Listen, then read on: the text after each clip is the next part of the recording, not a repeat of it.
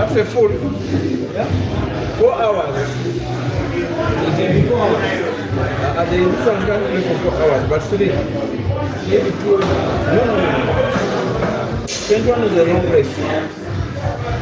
These guys are fast. Yes, but 21 is wrong.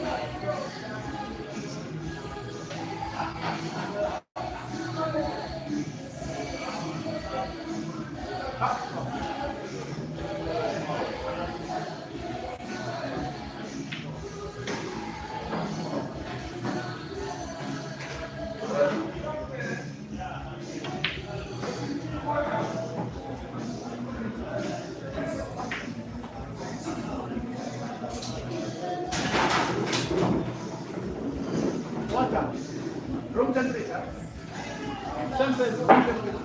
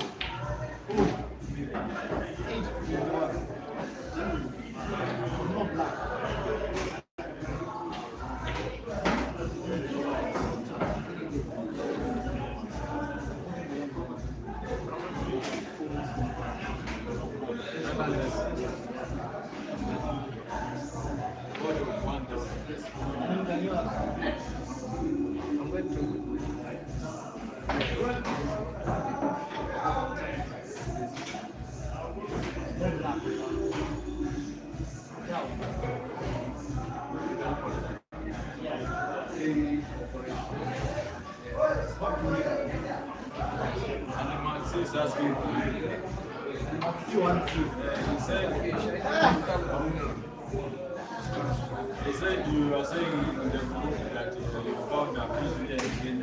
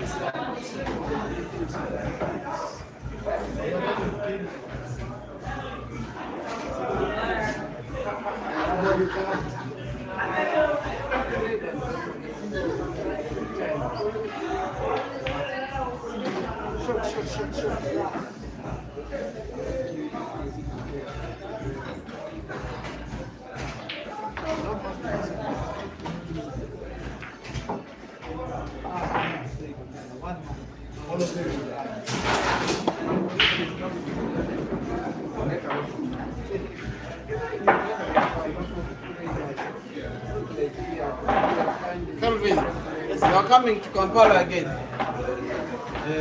I'm studying coming. Karib. I stay with I come with Die Hard. Karib. After essay, after we come back from essay. That's where you're going. Team event. Yeah, that's Ghost Station. Yeah. They invited us. But in China, you will like a flight.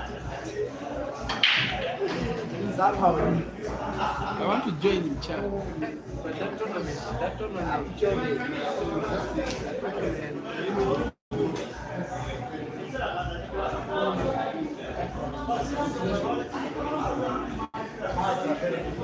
Team event.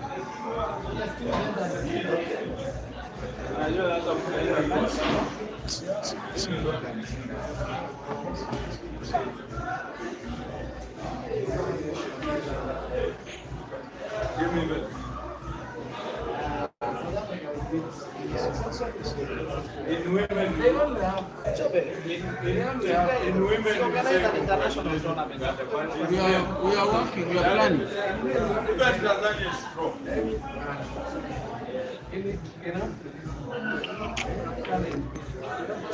A very good evening, dear viewers.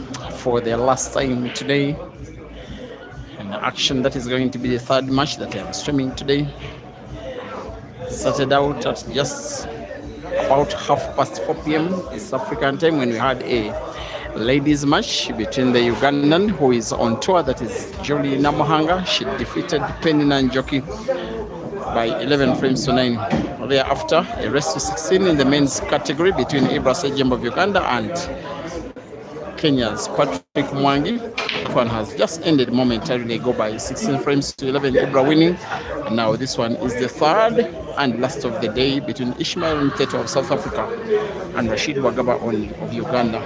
For them, it is not the third, it is actually the fourth, because they have already taken on each other 3 times, and the first 3 between themselves, I as well streamed on the same platforms that you are watching. The first one that has video evidence that I streamed was in Lusaka in Zambia in 2023, just after the Billiards Cafe Classic Championship that was won by Ginte. Who doesn't remember that 2 years ago, unless you are just only now following these streaming platforms. The following day, the two faced off in a race to 13 for $1,000 at the venue that was Flintstones in Lusaka in Zambia. That match was won by 13 frames to 11, a thumping Dog City won. Then when Dog City arrived in Kenya Thursday last week in Nairobi, the first thing he did was get accommodation, have a meal, and then was on table by around 7, if not 7:30 p.m. East African time. The two raced to 21. The match was won by Dog City by 21 frames to 19. Then 2 days later, the two players faced off again in a race to 21 for $2,000. Again, the match was won by Dog City. That gives him a 3-0 lead in terms of head start against Ishmael MTHETHWA, who is trying to play catch up in terms of number of matches won against Dog City, but also trying to regain $1,000 to make the tour for himself so far a success. The live stream that is happening with the same commentary is now on 3 platforms. That is 2 YouTube channels, that is Peter Chebe Live, as well as Mchana Pool Club, as well as the Facebook page, that is Break and Finish Live. All 3 streams are sharing the same exact commentary, brought to you by myself, Simon Peter Chebe, right here in Nairobi. Ongoing is frame number 5. Ishmael MTHETHWA donning white for the top, and then RASHID WAGABA Dog City donning pink for the top. It is Ishmael on the verge of winning a third by potting to the diagonal corner pocket. Cue ball played close to the black and will be winning the frame with this simply a visit of the table, just as the majority of the frames that have been played in this match so far. 5 frames played, Ishmael 3 and Dog City 2. Just trying to be sure how much time is being used to have this match played. Alright, 5 frames have been played in just exactly 16 minutes, which means 3¼ minutes per frame. Race to 21. Keep me company. The match is still very young.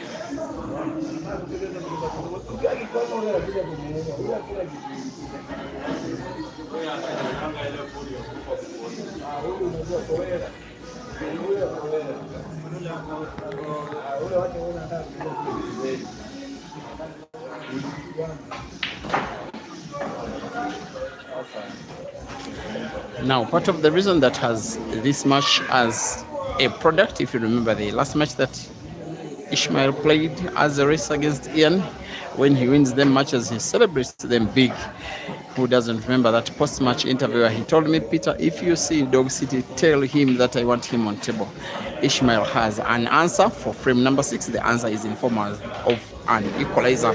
I don't even know where this match is going because it is clearance after clearance. With due respect to the previous match, this one is simply more entertaining, more exciting, and better on the eye. 6 frames played, 3 for Dog City and 3 for Ishmael.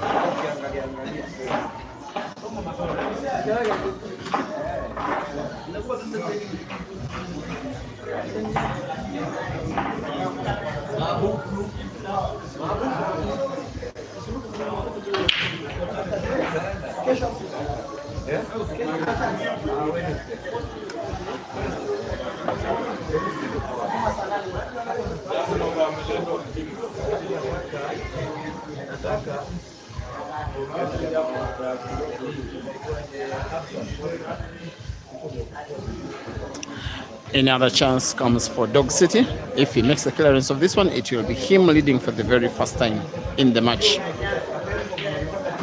He did tell me when Ishmael was calling him all over the place to have matches that ever since he stopped playing races, which is about, by the way, coming to 1 week ago, when he last played with Ishmael, he has been playing a lot of Heibo. There are Heibo tables here, and he likes Dog City. He actually has represented twice at the World Heibo Championships. That was, I think, the event that is ongoing in China. The tournaments of Heibo that were 2023 as well as 2024, he was part of them.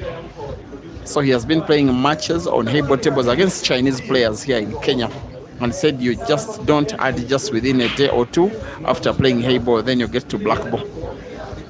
Maybe he has had enough of Heibo, maybe he had the race today or yesterday. Now he's back to the black ball tables where he is known to feature the most, and will perhaps be finishing the frame by putting the last 3 yellows on the table to the respective corner pockets, top left and right respectively. Even has the arrogance of playing a would-be difficult shot when there is another easy one. We'll want to pot and then play the cue ball into another yellow. He avoids the yellow, bounces it off the cushion, guides its direction even better. He has to play a shot, this time with the same exact skill, but a little bit too much power, and will be potting black for the 4th time, but for him 3rd, with 1 visit of the table. Apple after apple after apple for Dog City and Ishmael. It is the Ugandan leading by 4 frames to 3.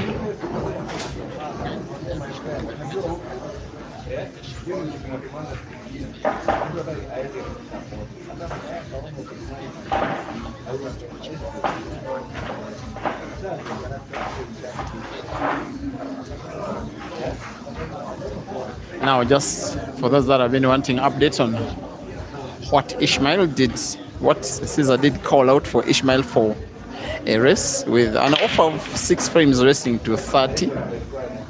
Ishmael insisted that he will be playing. If Caesar is ready to head start him with +6 in a race to 21, Ishmael says he will play. Now, I've just been communicating to Caesar's boss, who says that his player is offering Ishmael +5 in a race to 21. That is the most they are offering.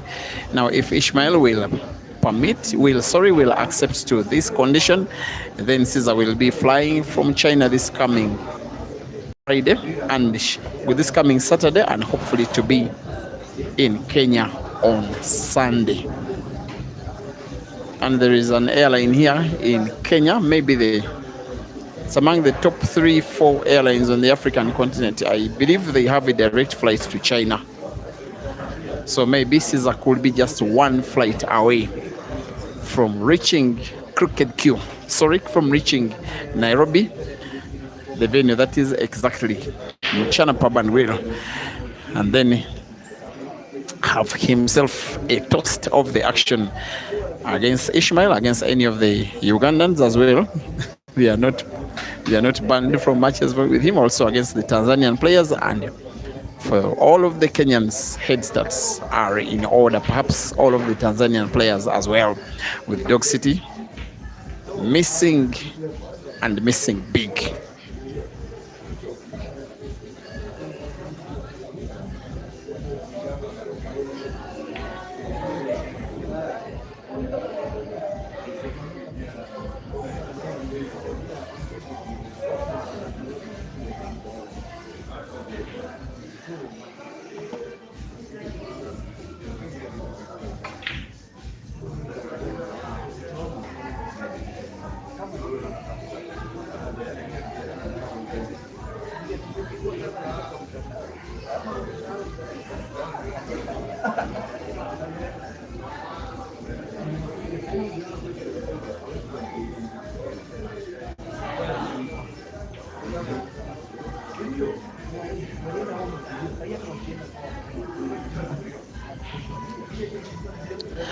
Seven frames played with Rashid Wagaba coming from behind on 3 occasions, and now taking the lead for the first time in the match, but the lead could be blown in thin air if, like expected, Ishmael could win this frame.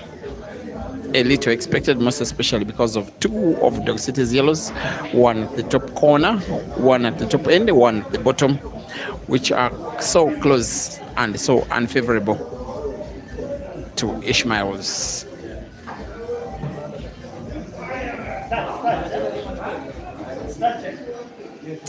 The communication between the two is perhaps the cue ball is touching Dog City's yellow, meaning he can only play away. As well as he plays away, plays any ball into any of the cushions, then the shot will be legal. Even if he's to play into the black, the shot is legal, because the assumption by the rules is that he will have played his own ball.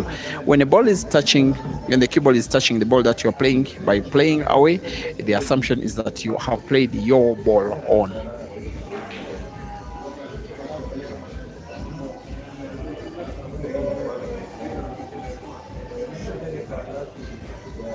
From wherever you're watching, guys, whether Facebook, whether YouTube, please don't forget to like the video. And in a very special way, a very special welcome to viewers from Nigeria who nowadays are starting to, in bigger numbers, be part of these streams. I also have a rumor that one of the players that are in Nigeria now, that is Ginte, by the end of this week could be a resident in Nairobi. That means action is growing even bigger.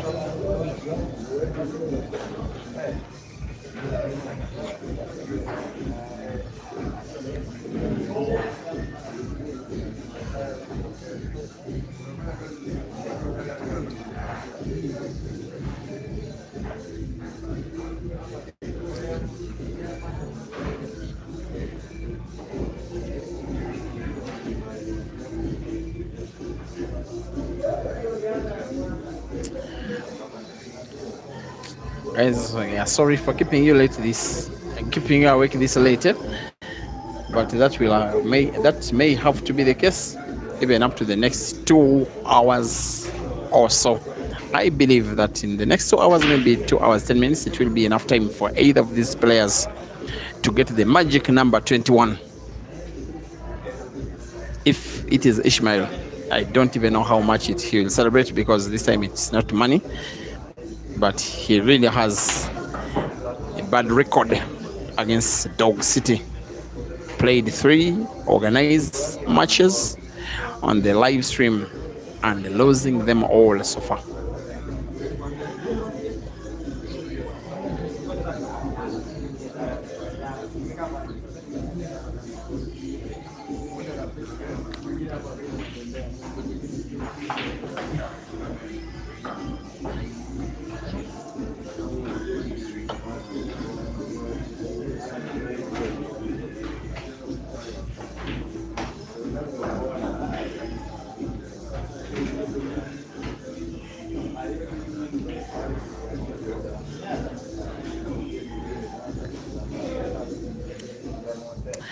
Damien, thank you for watching. You say Dog City is good. Brian Limo is asking what the stake is. There needs first to be agreement for either of the players listed to play, and the stake will be a formality. With Ishmael coming off the cushion, he puts black prematurely and loses the frame unfortunately, and concedes a 2-frame lead unluckily. Dog City 3, Ishmael 5, race to 21.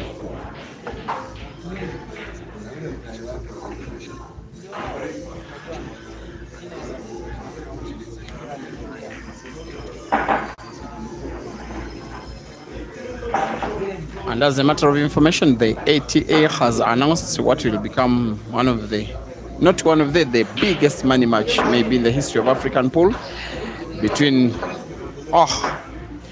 Welsh player Tom Cousins and Caesar Chandiga. That is expected in the United Kingdom in close to 2 months. You will have to pay to access the video. It will be a race to, I think it's 25 for a pot of £30,000 as Ishmael breaks, as he makes a ball on the break, as he leaves the table open. Just 2 balls tricky, that is a yellow and red touching each other near that corner pocket top right. And aside of those 2, the rest of the balls are there for the taking. Ishmael is nominating reds, of course, because yellow is touching red, but red is the one pointing into the corner pocket at the bottom right and wants to go for clearance. Now look at the red near the side pocket on the right. Once he puts it, the cue ball with top spin is played into the yellow, or the red touching the yellow to split the frame open, plays it into the yellow, and the red is in space, but he's too much energy. I don't even know why he used all of that energy. He's lost the cue ball somehow because of using too much power. As long as he can make a ball, he will be recovering. That is red to the side pocket left. It is a miss. That has been so careless from Ishmael. He knows he shouldn't have played with too much power too. As the first quarter of the match is underway, with too much pull to play, simply to try and determine the outcome of this match.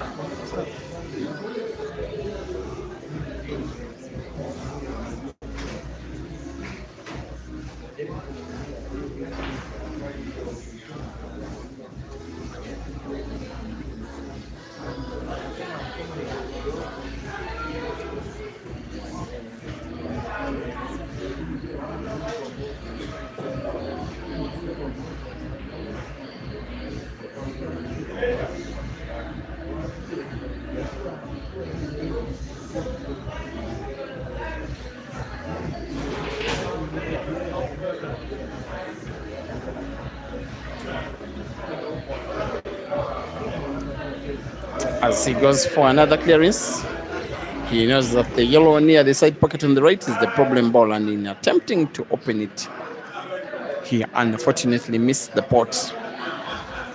This will be another opportunity for Ishmael to win yet another. He was leading about 20 minutes ago by 3 frames to 2.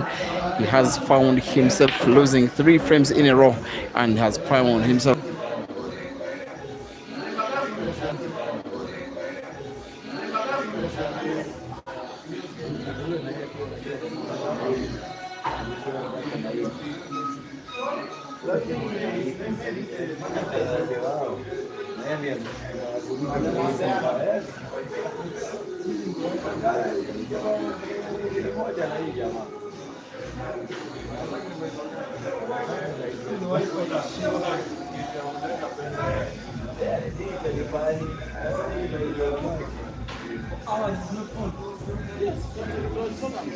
I've also been watching it.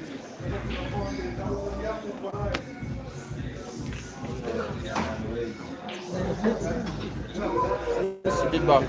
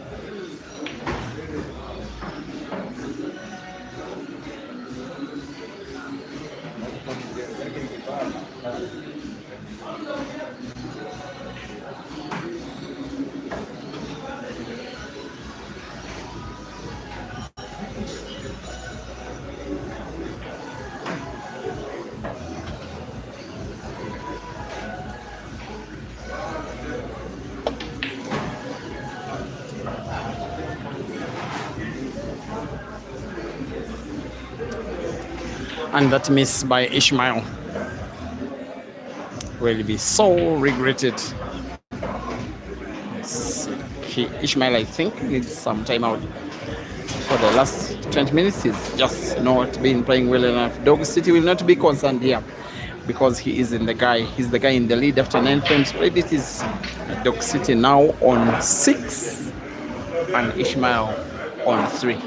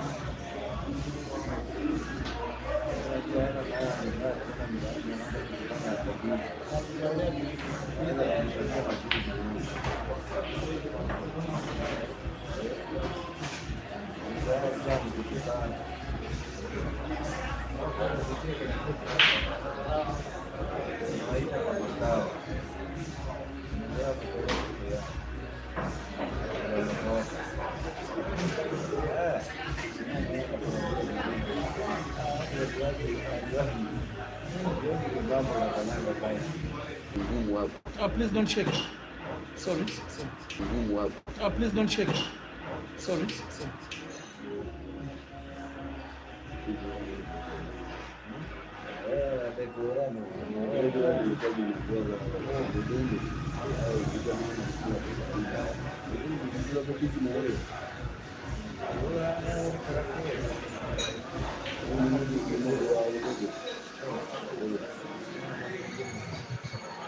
There has been a momentary internet glitch. A little affected those that are watching on YouTube, just a little.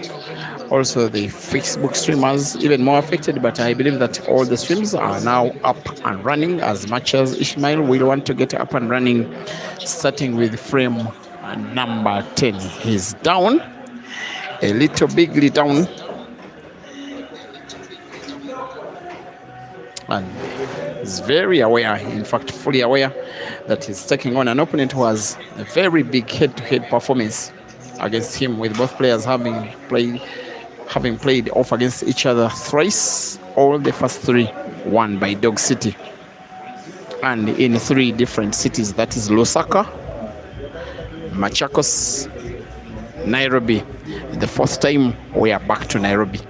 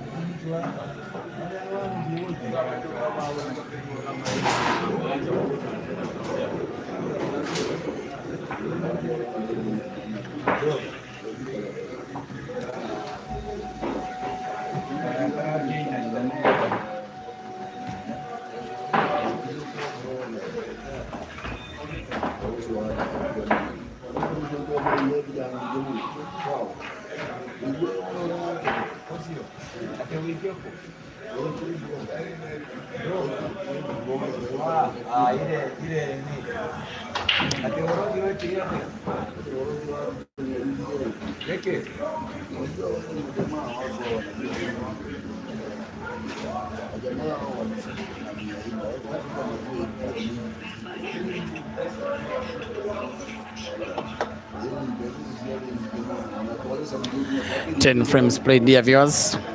Dog City 4, Ishmael 6. Arrested 21. Just 1/4 of the match has been played so far.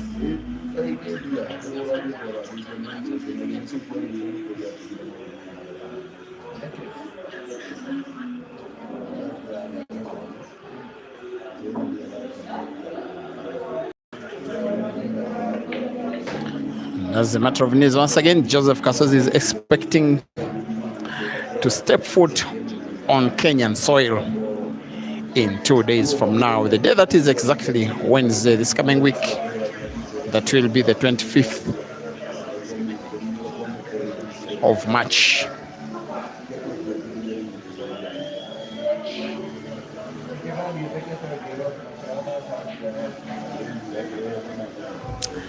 Aiden Joseph once told me that the best money matches are those that don't come planned. I'm not saying that I don't like planning, but I also love money matches which don't come planned, because they get to test the players' abilities without getting them so prepared. You just have to keep training and then training and then training, and then when a chance comes to play, you compete and compete favorably. 3 reds on the table. The one that is close to the side pocket on the left, hopefully for Ishmael, is the one he will be playing next.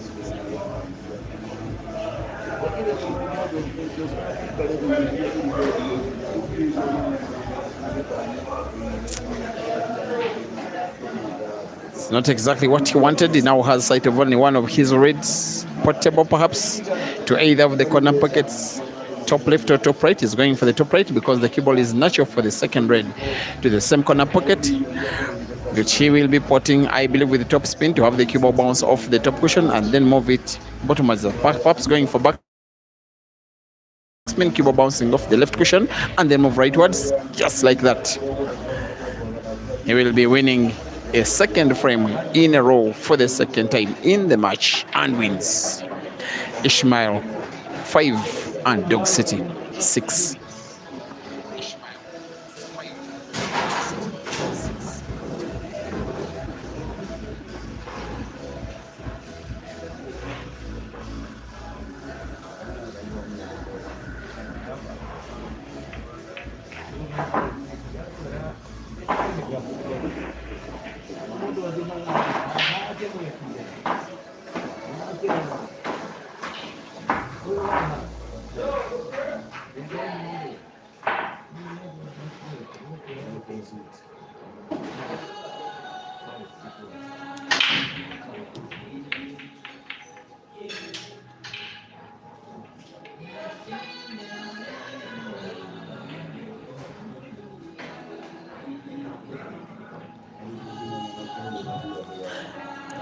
There goes the break. There goes the chance for the die-hard to equalize in the match. There's just one uniqueness about his game. You can start well against him, you can win all the frames you want, but as long as he still has a fighting chance, he will keep fighting, and irrespective of how many times you may beat him, he will still give you a game and another and another and another. He just doesn't let go. He has only done it once when he said, I will never play a money match again with Aiden. That guy is a ghost. But last week in a Facebook post, he said 3 players that promised to give him +6 head start if they want, then he will be available for them. That is 2 South Africans like himself, that is Jerry and Aiden, and then the Ugandan Caesar.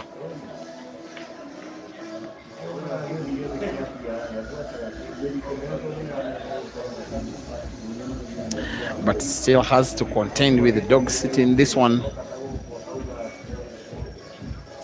who still enjoys a lead, but a very narrow lead.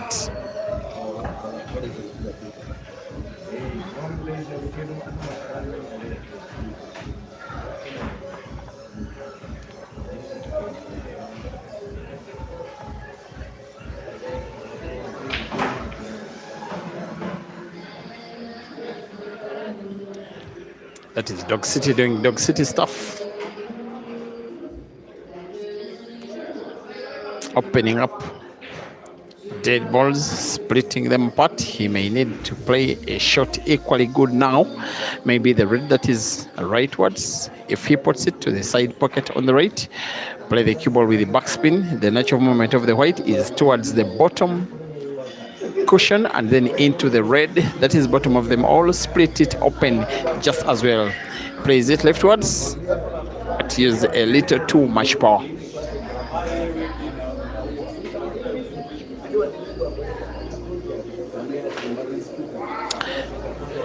He's cutting it sharp. He's not potting, and the chance is coming big for Ishmael. I first actually thought at one point the shot Dog City played looked like a foul. It was seemingly legal. And it is Ishmael's chance to play equalizer here. If he does, he will have 1-3 frames in a row, just like Dog City did a little prior.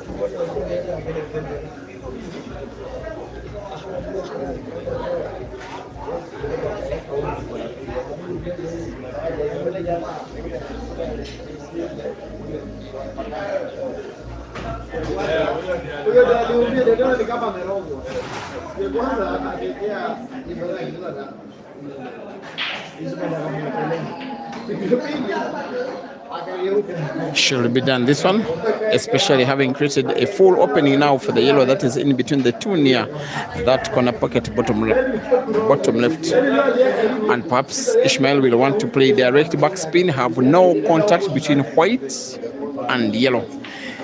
It does make contact between white and yellow and cushion, and will be putting black to the corner pocket top left for what will be his third in a row. Most importantly, an equalizer in the race. It is now Ish 6 and Dog City 6.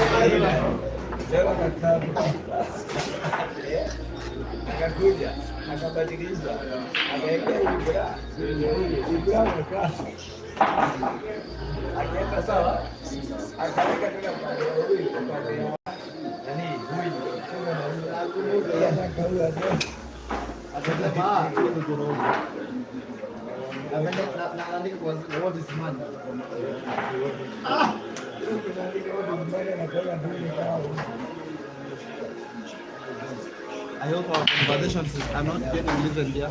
Yeah? Our sounds is not there in the stream. I don't think. Unless you have a mic, eh? Unless I put it like that.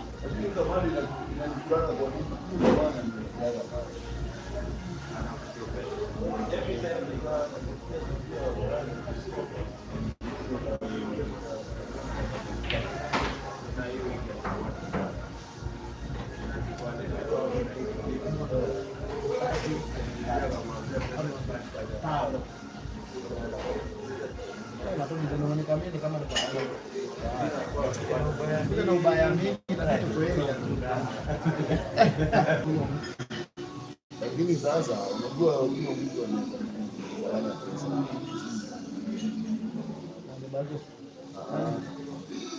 Sasa mimi nitampea. Asiende hapo kumwambia ile maziwa ni kaa. Sasa aanze kukuambia jua tu utaendanisha. Mimi najua vile nitataka yangu. Mimi najua vile yangu uende unikatie tukienda hata ndani tutamaliza huko.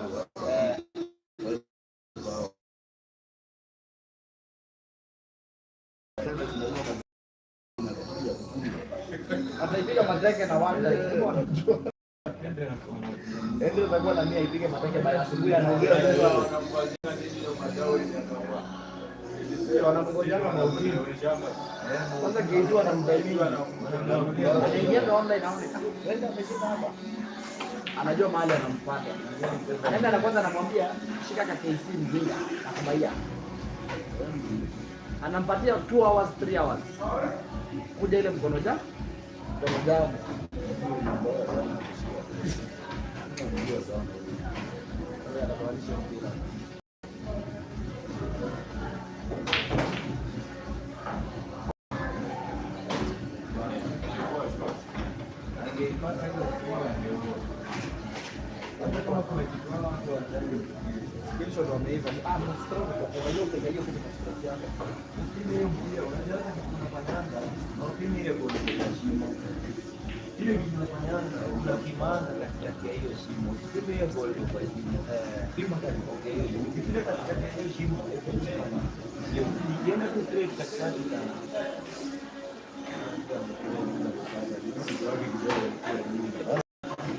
Sasa mimi na huko leo sasa mimi nitaenda nimwambie nimefikisha kitu. Sasa yeye ndio anamwambia mimi nitakupigia simu. Niambia leo. Hata alikuwa mkuu mpaka nilikuwa nafikiria bado alikuwa ananiuliza mimi si hapo huko mimi sasa akaza huko.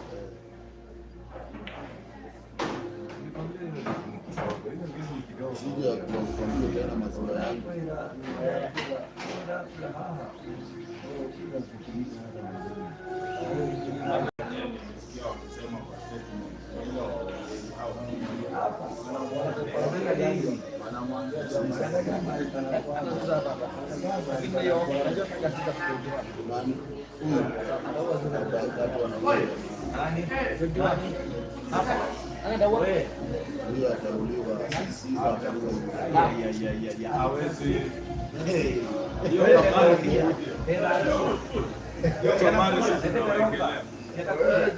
Jamani Bashiri bwana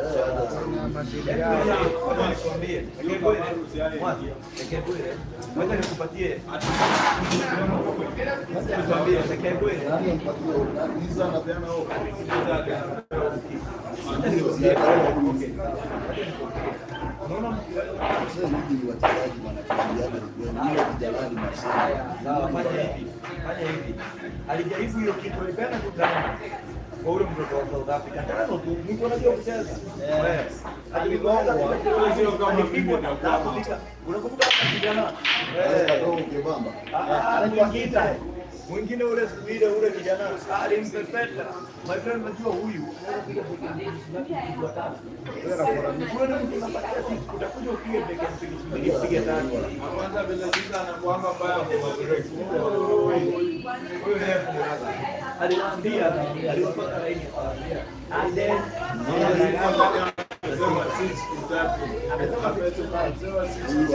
kwanza huyo akipewa na huyo ada sisi atafanya kama ni hapa awe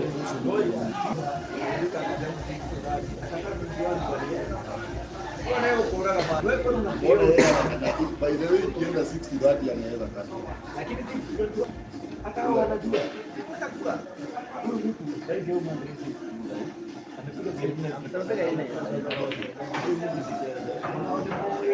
una game kama hii sawa hii atakuwa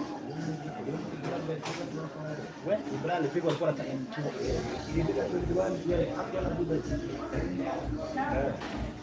finally Ibra can sleep. Now you can get some sleep.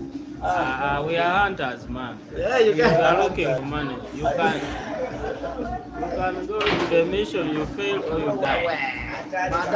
Madala.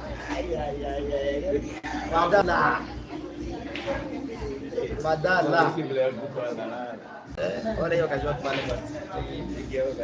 kwa TV inatokanga vizuri. Ndio kwa TV mtu anaonanga hiyo white inaendaga. Boss anajidai kwa hiyo.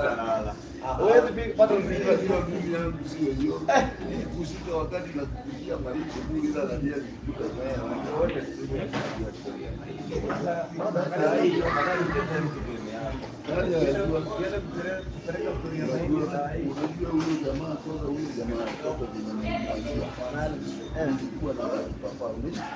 Ndio post tunaenda leo kwa gazeti. Ndio leo tunaona vile la kwa la kwa mapana. Akajua ni mda.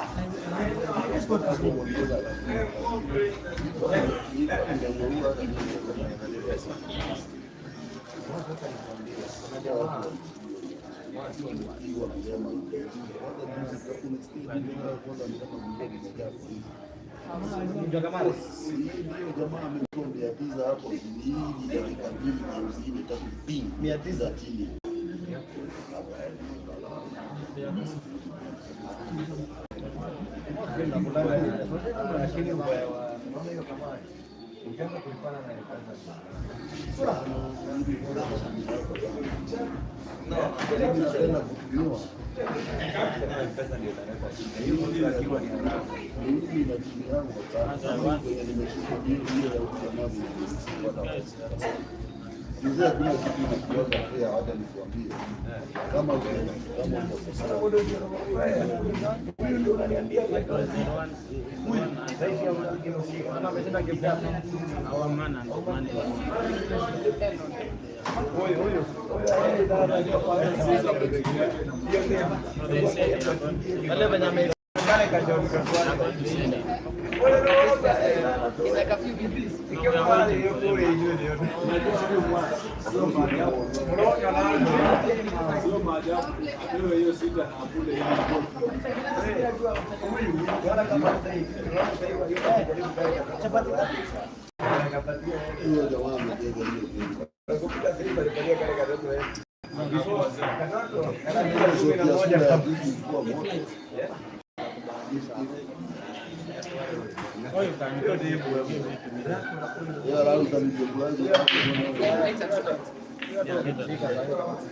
because you have to leave.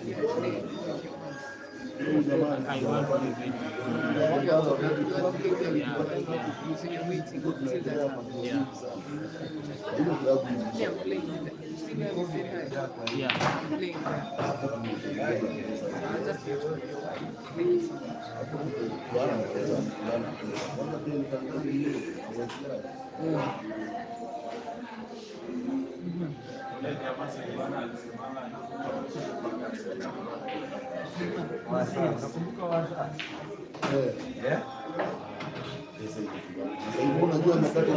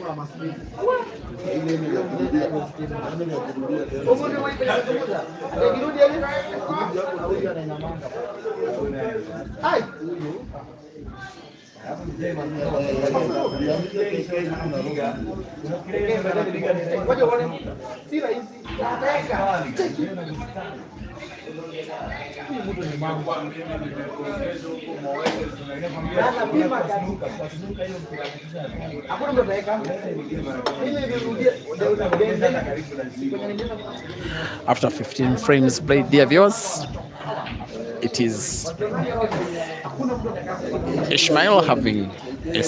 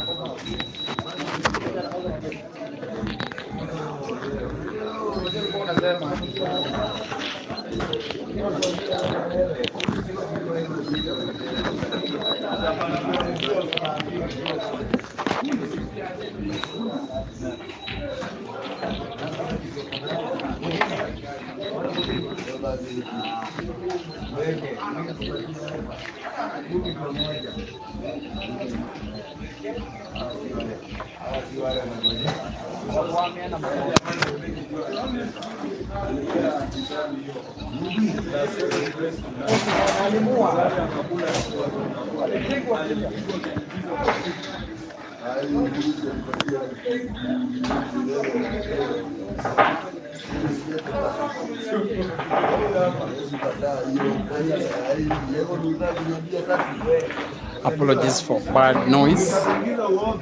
I believe it is now sorted, and I also think what were network glitches have been sorted for both the Facebook and the YouTube streams. It is 9 frames to 7. Ishmael is having a 2-frame lead for the very first time in the match as he gets to break and gets to break dry. He's trying to write history in some kind of way against the Ugandan that gives him the hardest amount of time. For Dog City, I have a feeling for him it's just about the money, just about the chance to win $1,000 if he gets to become the first player to 21 frames out of a maximum of 41.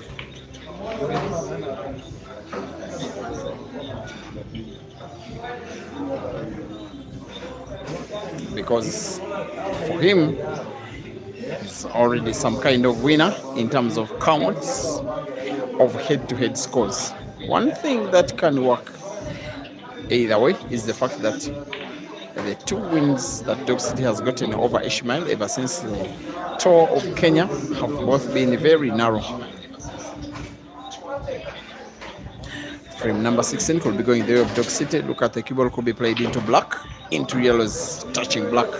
Black in some kind of space. It's perhaps portable to the side pocket. If Dog City can contemplate a clearance of the 4 reds, and if he can move the cue ball towards the top end of the table, if he pots the 4th red.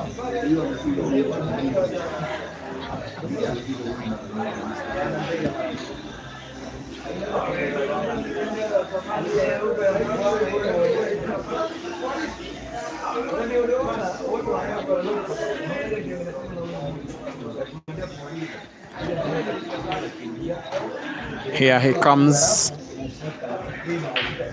edging closer.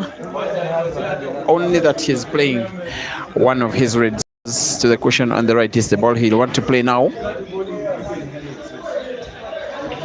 Try to put it by Ray drive to the corner pocket, top right. If he does so, maybe he will get a chance to win frame number 8-17 and then win it by break and finish. He, however, has to be on target. For whatever reason, he's going for power, hits it and misses it despite the power. He, however, leaves his red packed at the corner pocket. Maybe he could have another chance to play again in the same frame.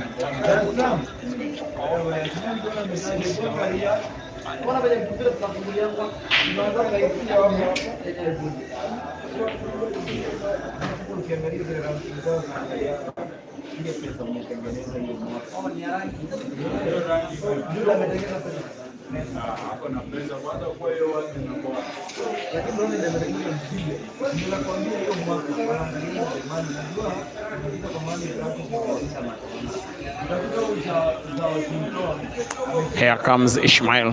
The yellow he's playing is portable with some kind of ease to the side pocket on the right. He misses it. I didn't see that coming.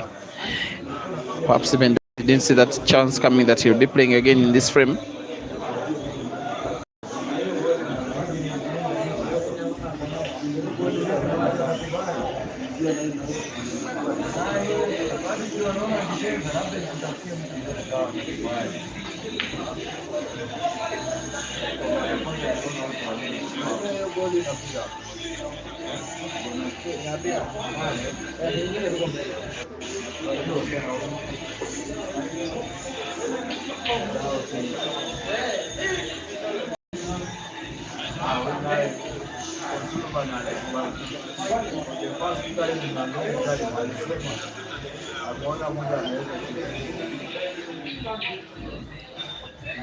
And tomorrow, guys, it's just one money match so far confirmed, only the ladies match. That is between Wairi and Julie. For the men tomorrow, so far there is no confirmation.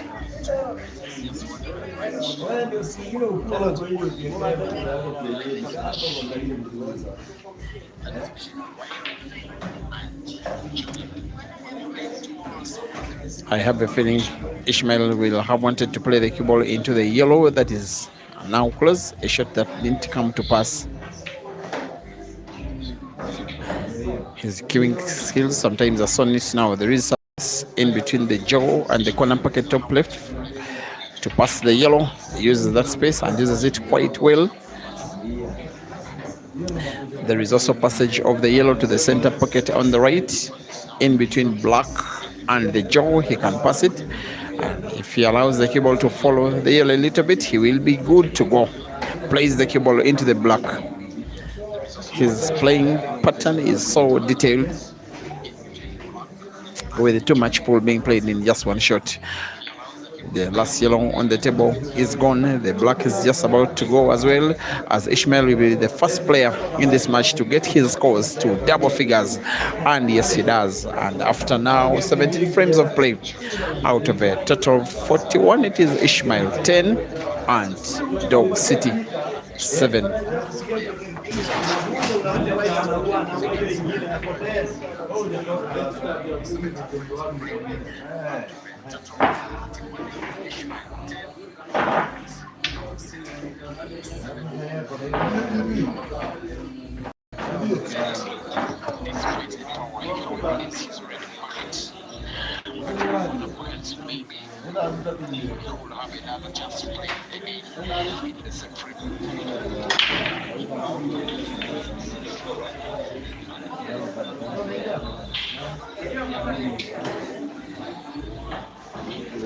As for Dog City, his task is to win the whole of 14 frames to match. As for Ishmael, the task is to win the whole of 11 frames. This match is to go to a decider, despite us having played for the last 1 hour plus about 13 minutes. We are still just not yet halfway through. but being played relatively fast. Of course, both players are fast players and offensively fast. For Dog City, it is for him to roll yellow into the corner pocket bottom with little top spin. Maybe he wants to put yellow to the side pocket right, then play cue ball into the yellow and red and black at the corner pocket top left, top right. It is for him to open up the frame, place it into the black, displaces the yellow, and there we are.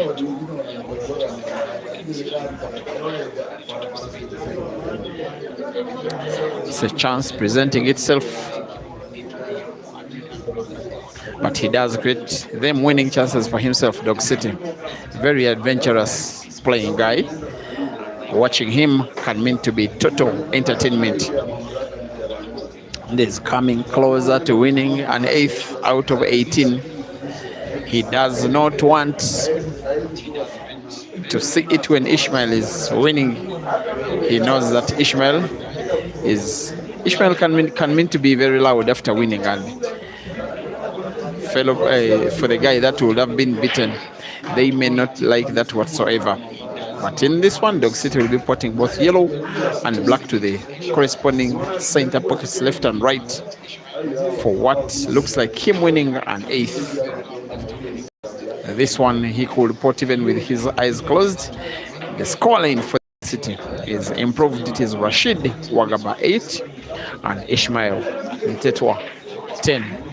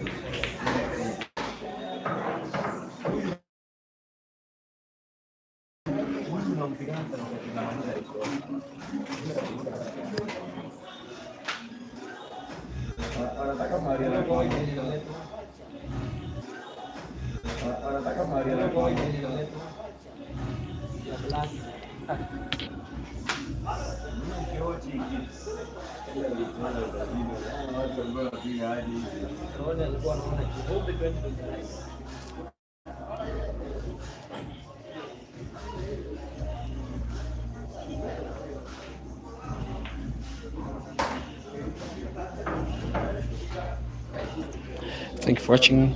Devlin, California.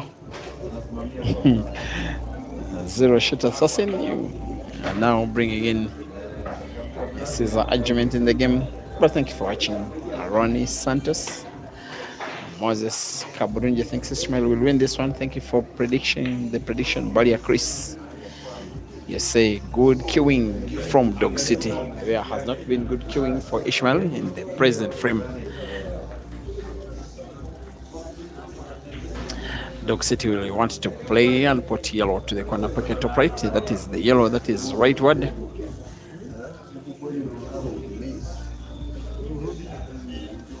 There is a change of mind. Of course, he knows he has two yellows so close to each other, right end of the table. He may want to play the cue ball into those two.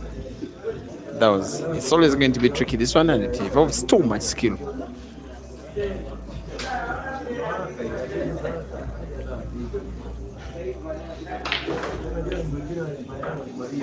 Shot was so elaborative, as he seemingly may have wanted to be with big backspin, the cue ball to bounce off the bottom cushion and then move all the way upwards. Should it have been played into those two yellows, it would really be something. But for the position of Ishmael's reds, the shot wasn't going to be easy whatsoever.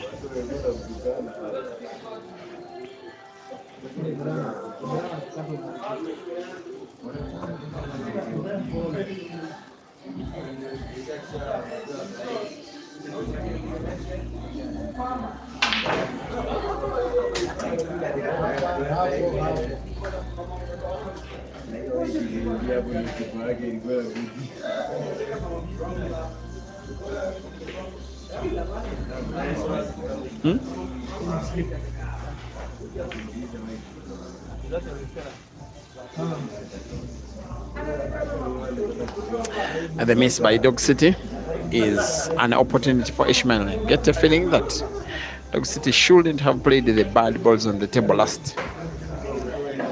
Normally that is living dangerously and will be punished by a very unforgiving player, Ishmael. I want to think it is Ishmael's turn of now showing us how he can split the black open, play with backspin, the cue ball into black or yellow close to the black. He's deciding otherwise that maybe the bank will do. Play the black off the right cushion, try to put it into the side pocket on the left by bank. Ishmael, the South African, off cushion and in, and wins and increases the lead. There we go. Ishmael 11 and Dog City 8.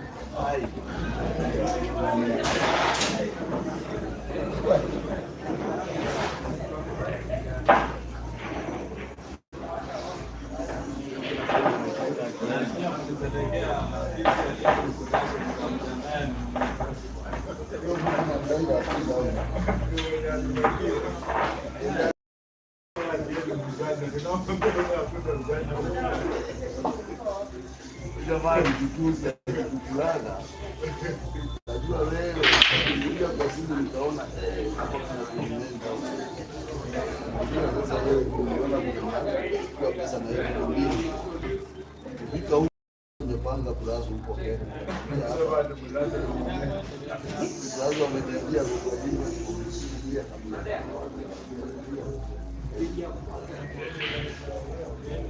Sasa alikuwa naona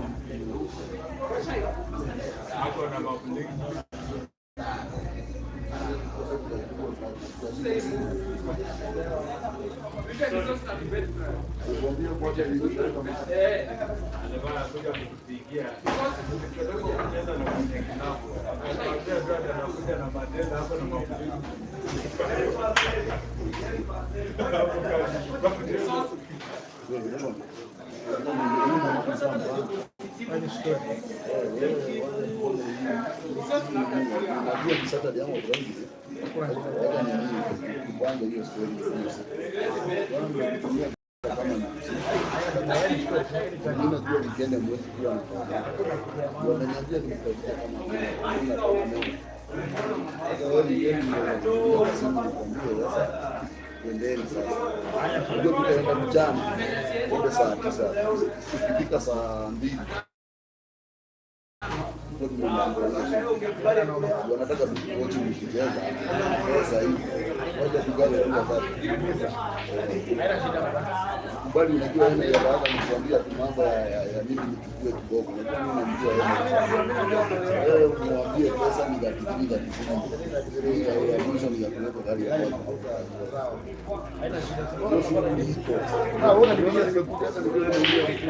ni yeye alijituma na alikuwa anajiuliza hapa kuna asubuhi niambia nimekusaa kuambia niambia mbona kitu nimefanya kukea sasa ndio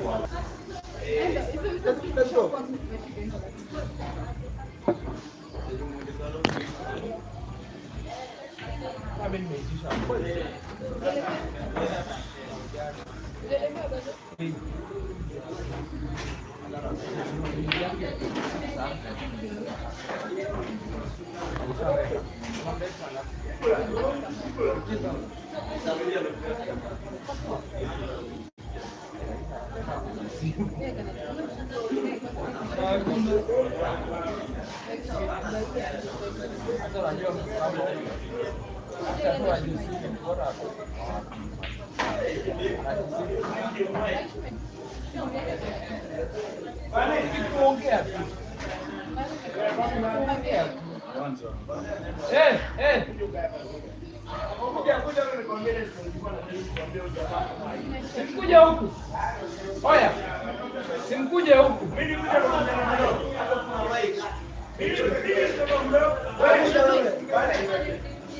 Acha amalize.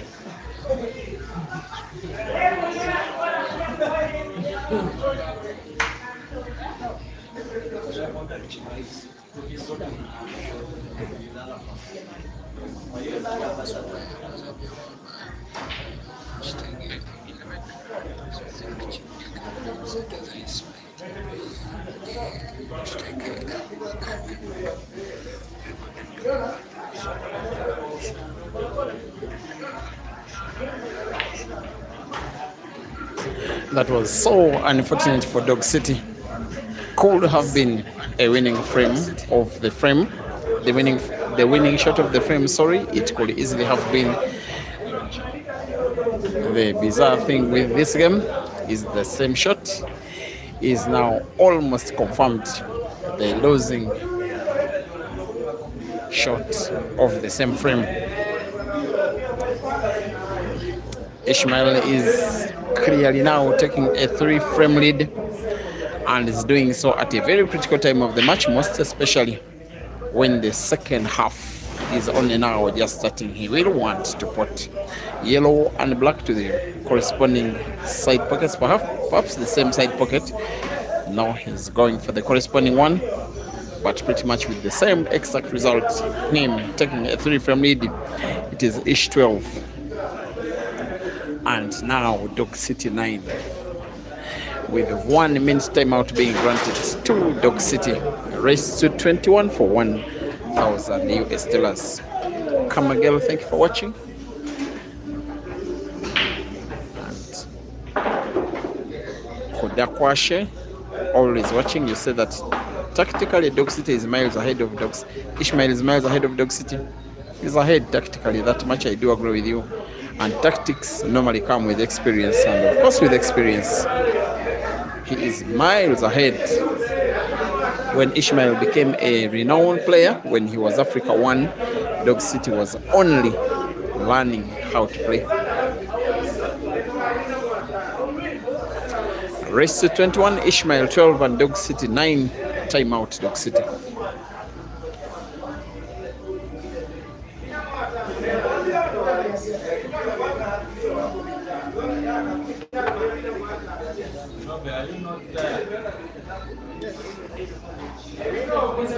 I'm sleeping.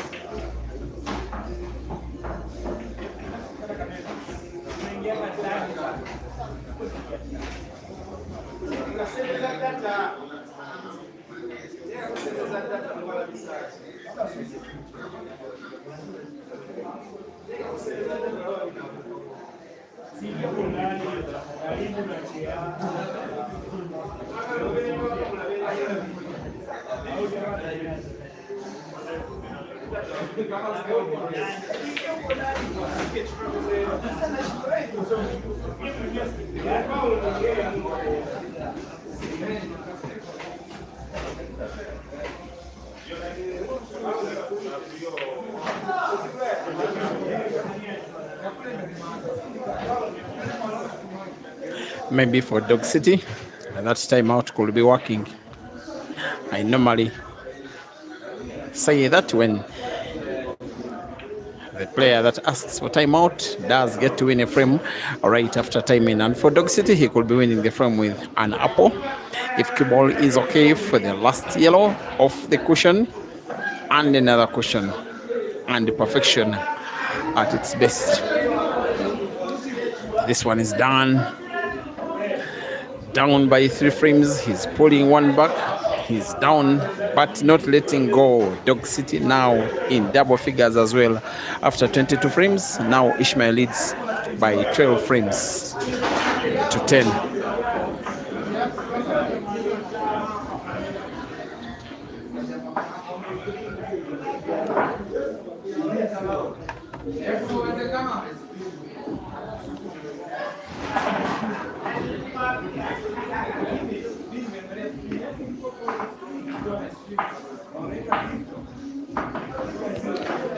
Once again, guys, your viewing experience will be far better improved if you are watching with the highest light resolution and also the video resolution as much as you possibly can watch.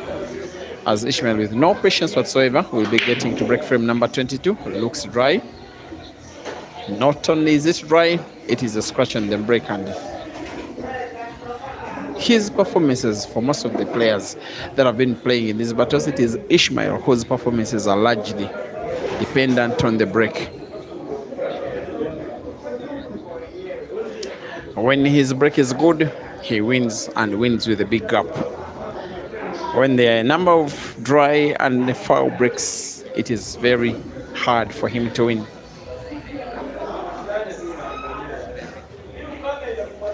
The table remains open. Remember, black ball rules they are, but clearly Dog City may want to play the reds. I also think as long as he can pot a ball, he could go for the yellows. He could even play yellow into red or red into yellow. In that case, on an open table, he will have closed the table, playing the color that he will have potted. Now he closes the table, playing red. It is now officially Tuesday evening, East African time, with 24 minutes to 1 a.m. Maybe at some point just before 2 a.m. we shall have a winner. And thereafter prepare for more action tomorrow without confirmation whatsoever. Just one game, the ladies game, which should be an equalizer, but for which men's game, I don't have an answer for now. But the guys are here. Also, you think that after today's victory, Ibra will be a little bit rejuvenated. There is chance he could ask for action with Ishmael tomorrow. In fact, most especially if Dog City wins, I won't be surprised if the two face off again. If Ishmael wins, he will want more action against any of the Ugandan players. That is Ian, Dog City, and Ibra. The other Ugandan on the tour, Yahya.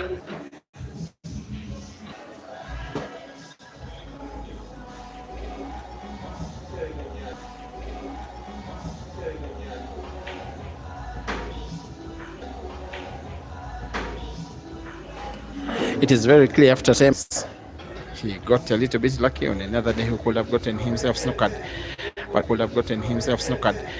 but we'll be putting red perhaps to the side pocket right, black perhaps to the side pocket left.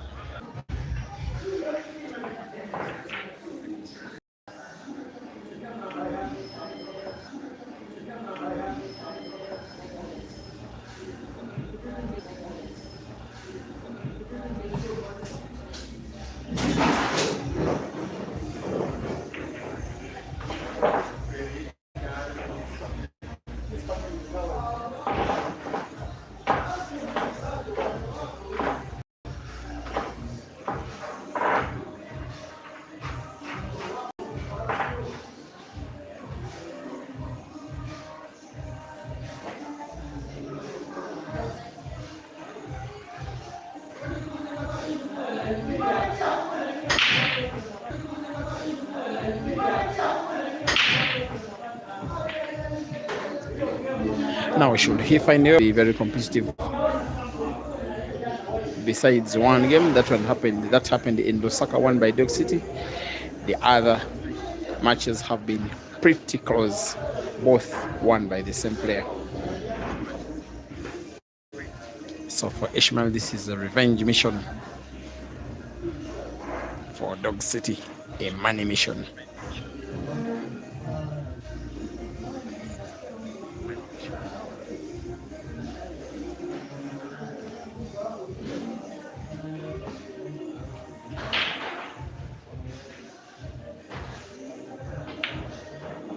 These guys are looking fresh. They are playing the late night game, and yet they are having daylight composure.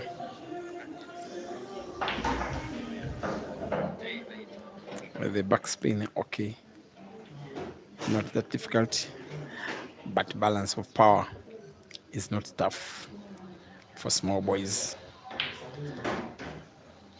After backspin, he plays stop shot. After stop shot, he'll be playing yet another backspin.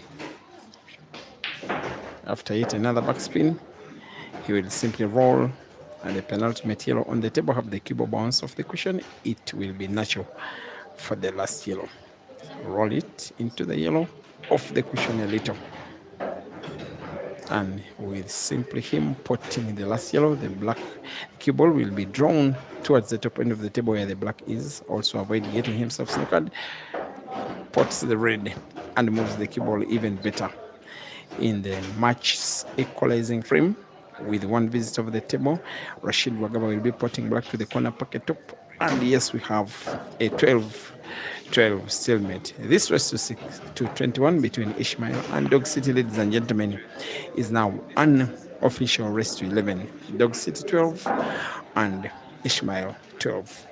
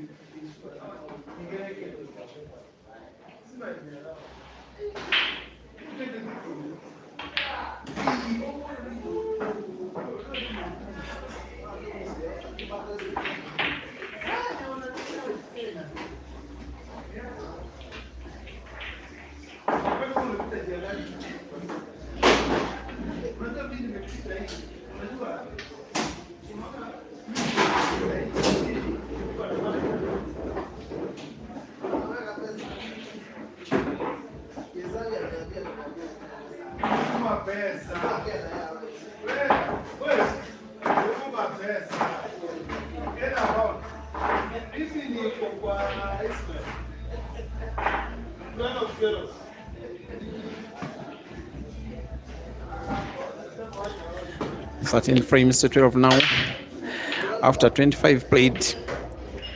And there comes the break for Dog City in a match that is just a potting competition. I love it for the fact that these two guys are just deciding to give to each other the game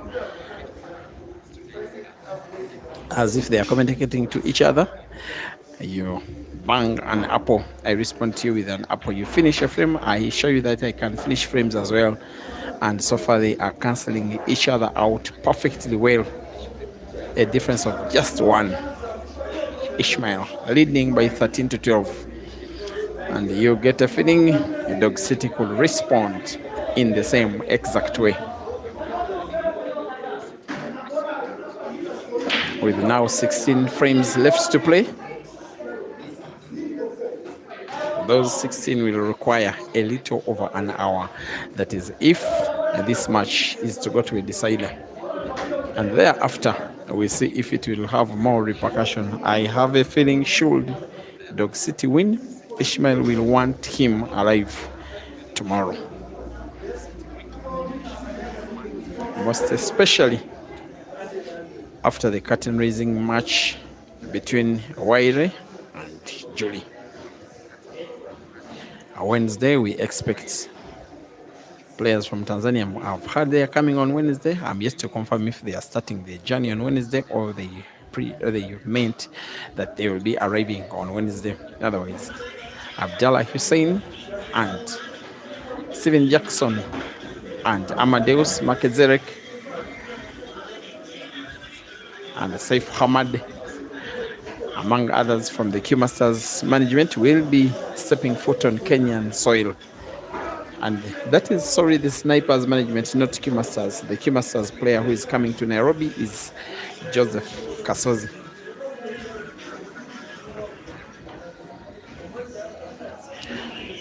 So I expect some relatively big comp.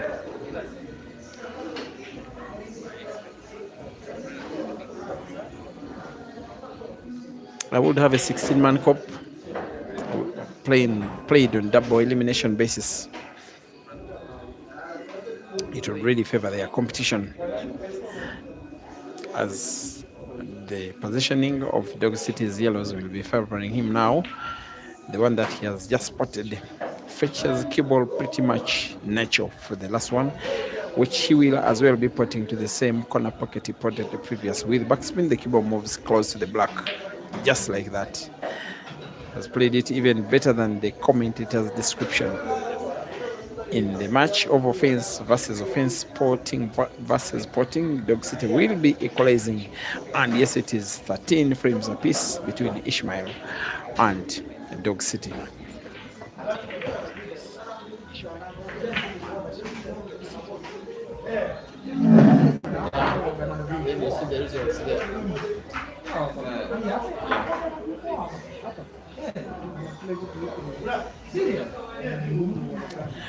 It is the 20th.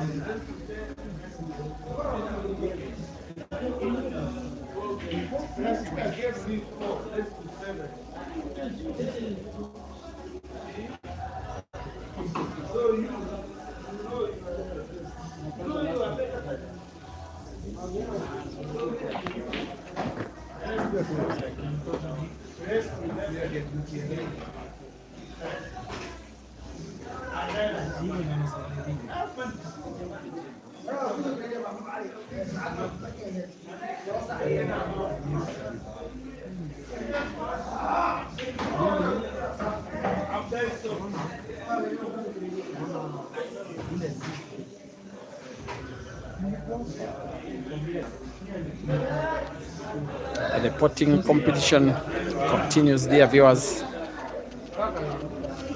Score at 13 frames apiece, the race being 21.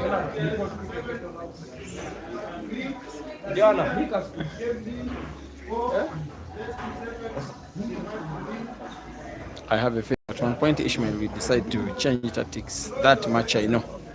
He will want to alternate the brakes, as in change the braking style, not to allow the balls to split. Because the more he continues in offensive mode, the more he leaves a little too dangerous, because his opponent is equally good in the offensive side of the game. In defense, Dog City can play defense, but I don't think as good as Ishmael he can. 3 reds left on the table. The one that is in between the 3 is perhaps to be potted next to the corner pocket, bottom right.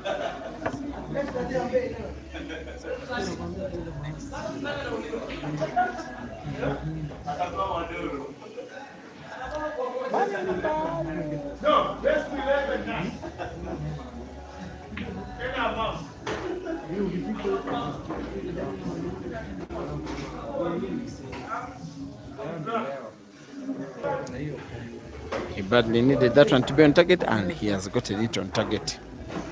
But cue ball didn't move enough.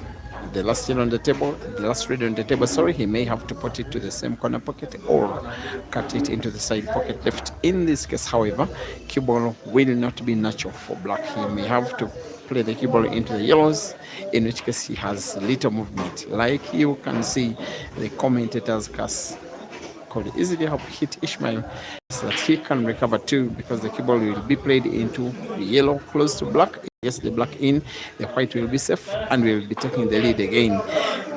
There goes the miss.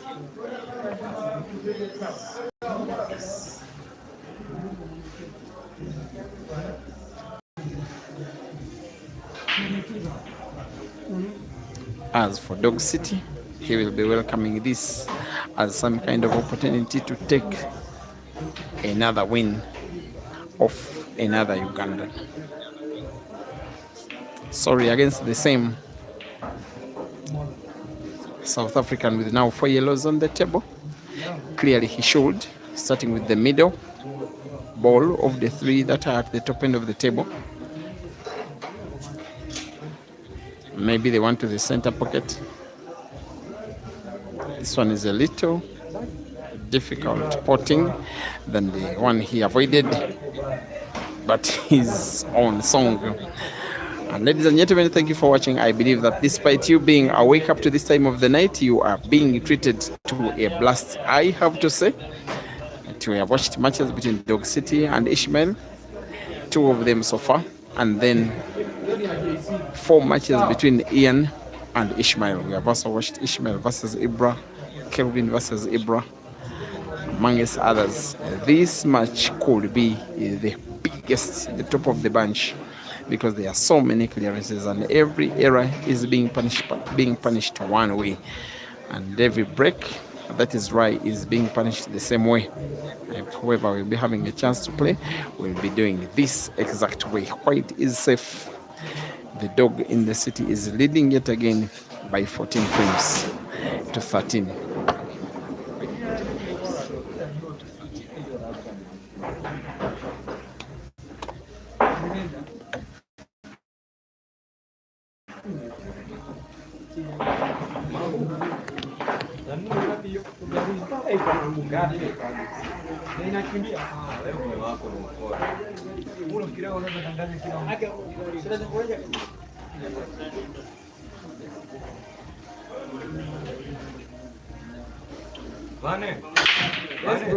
Kuja usikie vile wewe nani?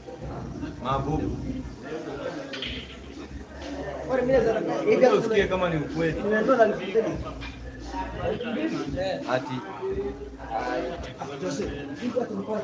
sikizia hapa. Sasa mbona unashika kiatu umekanyaga huko chini? Wewe niambie tu nitasikia. Ni sponge hapo chini. Hebu leta. Hebu beba juu. Nataka uvae. Wewe ni sponge. Bwana hebu kuja usikie. Response. Hii unaona hii iko beta na hii ndio nilikuwa nawaambia. Ndio nilikuwa nawaambia kwa sababu unaona vile unasikiaga mguu. Unaona vile unasikiaga mguu ikikufinya. Unaona vile unasikiaga mguu ikikufinya huko. Pia iweze kufinya ni sponge. Ni sponge. Tao mbili. Yake ya Mungu. Kuna zingine ni makala mingi iko. Mimi naweza dai. Sasa sini iko sawa? Na ndio nakwambia mimi nafinyanga ndani. Ikiwa ni nyepesi. Hii ni comfortable sana. Wapi huko? Wapi? Hata ilikuwa hii sasa I think imeshuka. Unajua ile unaweka juu. Ndio unionyeshe ni wapi. Sasa umeshukisha hivi. Naweza kushukisha.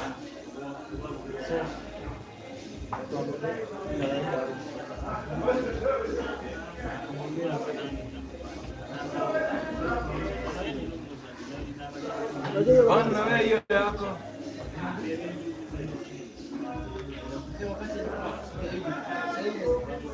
Ibra kwa baby tu. Kwa ile sente.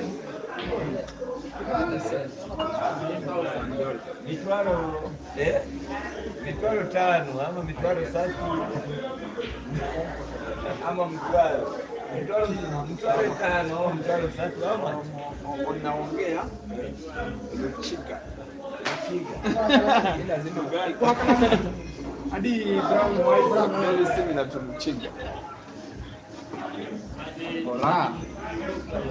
Now, I've just been having a little discussion with Ibra, who is seated at the venue, close to the commentary booth, watching this game. He says he is likely to have at least one race, a big race against Ishmael. That is before Ibra leaves. And he says it could be this coming Wednesday, as the Tanzanians will have come thereafter. Both Ishmael and Ibra will be focusing on the Tanzanians, as Ishmael and Dog City focus on each other for the races that Dog City has been winning. Normally just around this time, before playing the 30th frame, that is when Dog City starts to get the bull grabbed by the horn, starts to lead big and takes victories away. And the two players are remembering to play some safeties.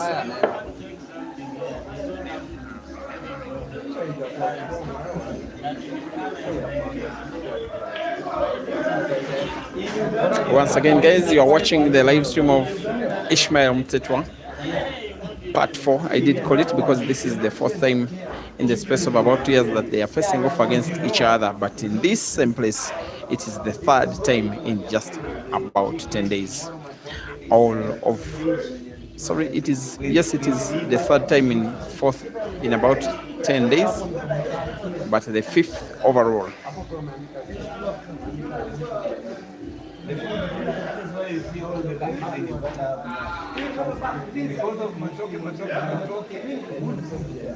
The previous matches between the two have all been won by the Ugandans.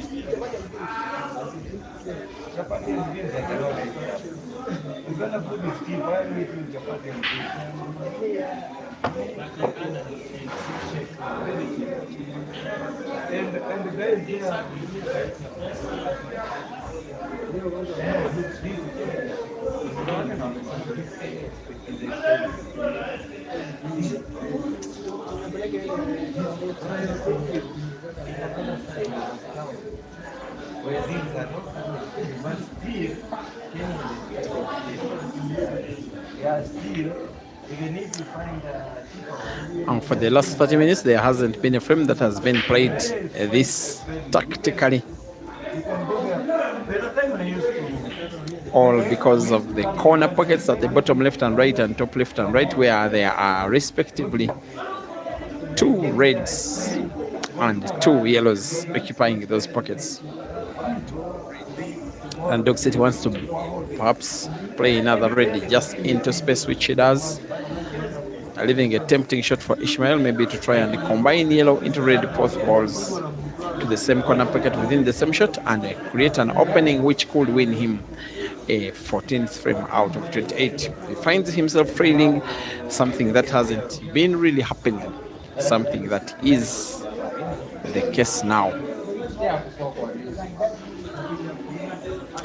And he told me earlier today, Ishmael, that before the end of the year he will ensure that he will have visited Uganda. Of course, he got a very good experience. He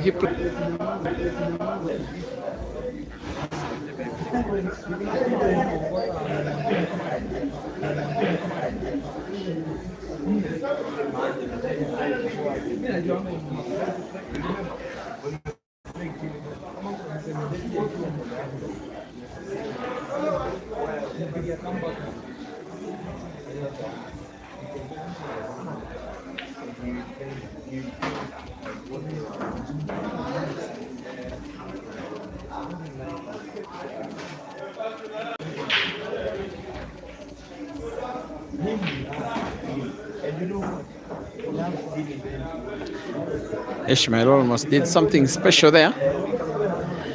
After putting, he almost combined the cue ball into the corner pocket bottom right, where there is a red occupying the pocket right in front of Ishmael's yellow. He will try another combination to play the cue ball into the red at the corner pocket bottom left. He misses both the pot and the combination. He almost fouled. Dog City survives.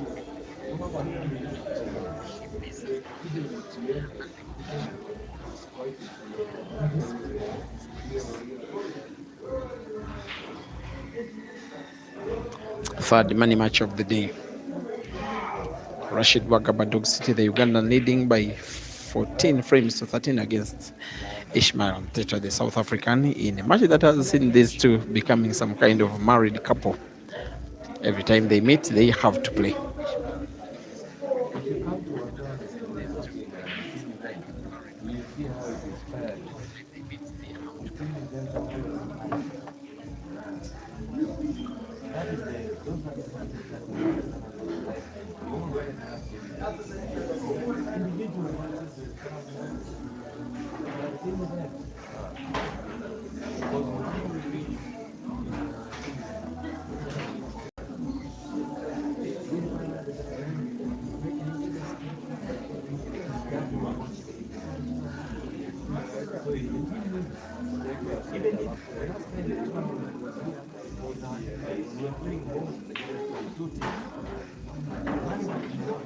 Now this is the big moment for Ishmael. Get the combination in, hopefully win the frame there. Get the combination not in, hopefully lose the frame there. And he gets it in. You get a feeling the cue ball will be played into the corner pocket at the top right, maybe direct or into the red. There he gets to play, avoids the red, cue ball bounces off the cushion and returns into perfect space. And the Dog City knows, after getting some chances and not utilizing them well, the frame is being won by Ian, and it is an equalizing frame. It is won by Ishmael. I don't know why I'm calling him Ian. It is Ishmael 14 and Dog City 14. Race to 7. Race to 21 it is, but the winner of the match will be the first to 7 as we speak.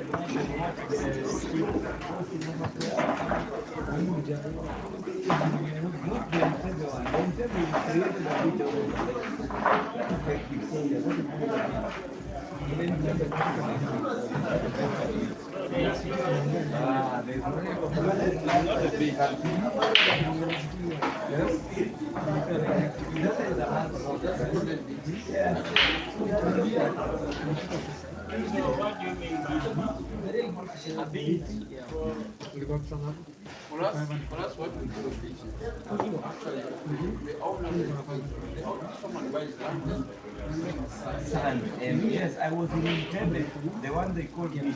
I was there, because even the sand they use here is the sand we use here for building. I don't know the real sand of the beach.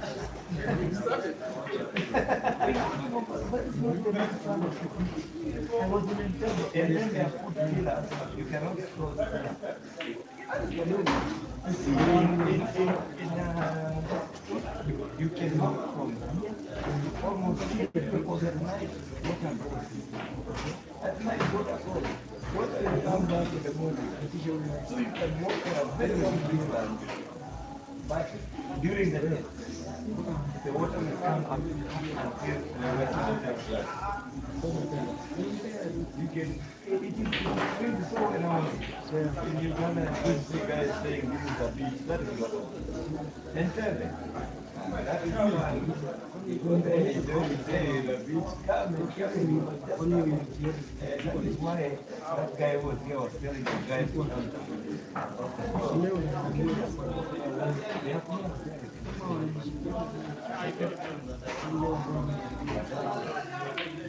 See the guy because themselves and you see there is a pot. Everybody has a pot. Just that good is one.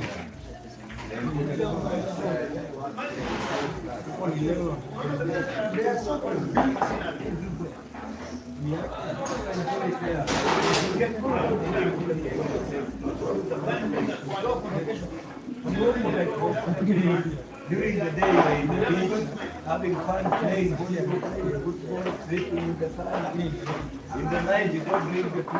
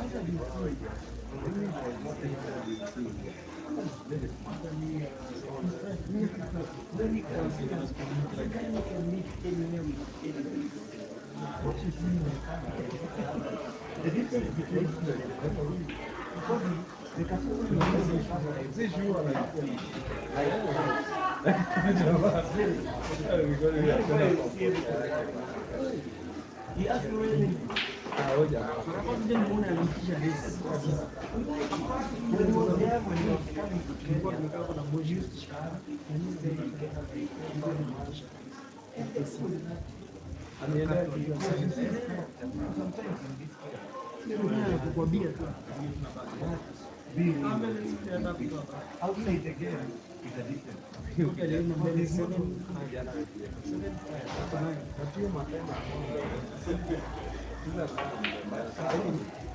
Sahii I think wataweza peleka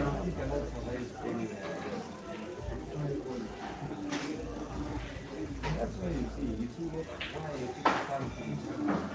Then we do them on outside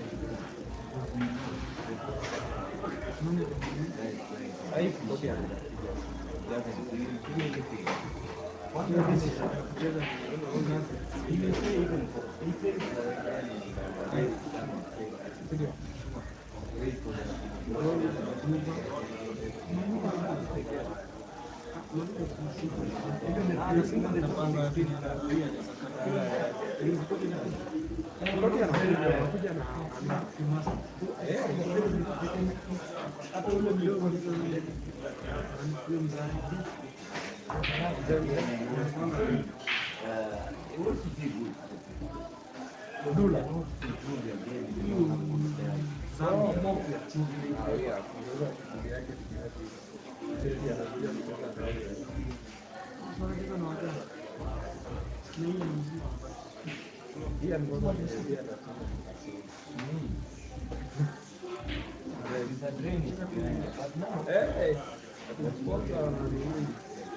unajua nani wanamsponsor na kiuma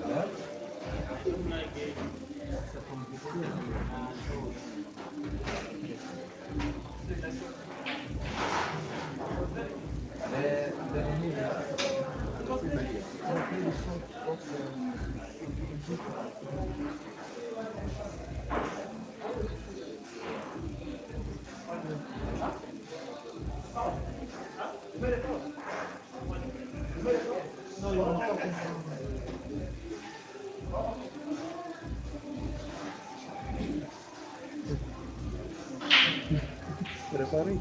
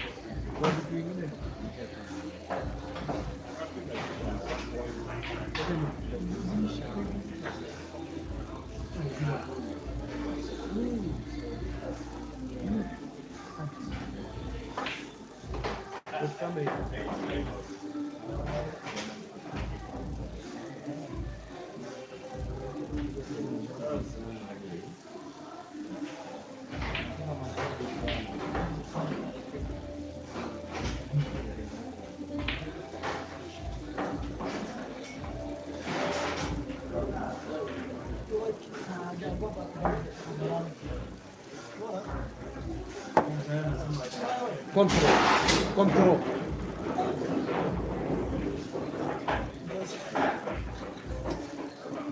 Aya.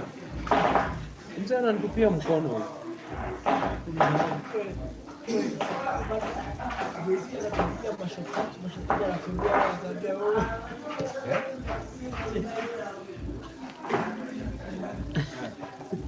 Isosi.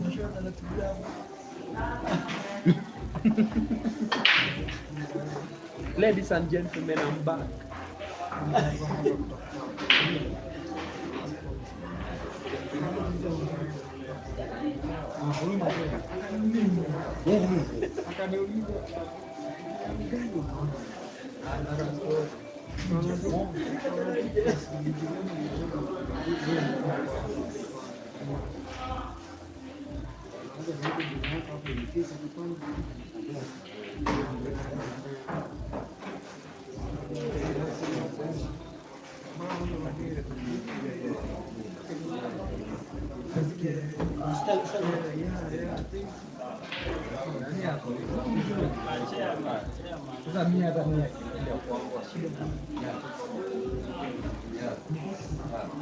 Now, if I had the power, I'm being frank with you, I will declare both of these guys winners.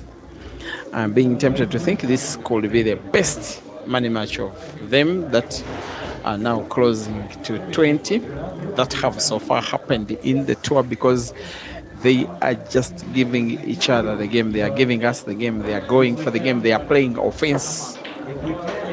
Every time there is a problem ball, another player comes in and splits it open, like Dog City has just done but will be unfortunate with the resting position of the red that he has just played open. He will want another attempt to play the cue ball perhaps into the red that is behind the yellow, just like that, into the red. Again, not successful. Maybe it is a sign of things to come. Maybe it is just not his frame unless he recovers by playing bank red into the corner pocket, top right where he's having his hands. It is off for Ishmael. It is a chance to lead again in this match. That is officially a race to 6. 30 frames have been played as we start the last quarter of action. The first 3 quarters have been played in almost exactly 2 hours. And that is to exclude the 2 timeouts that just took just around a minute each for Ishmael and Dog City. But like it has been for most of the second half, it is Ishmael on the verge of taking the lead. A race to 21 it is. He's a guy and a half. He's settled in so well in Kenya. When you see him, how well he mixes with the Kenyan people, and they really love him. You get to credit him for being a people person. He knows how to live even where it is not home.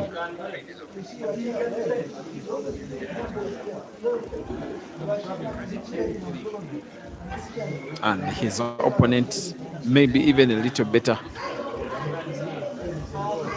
in that side of life.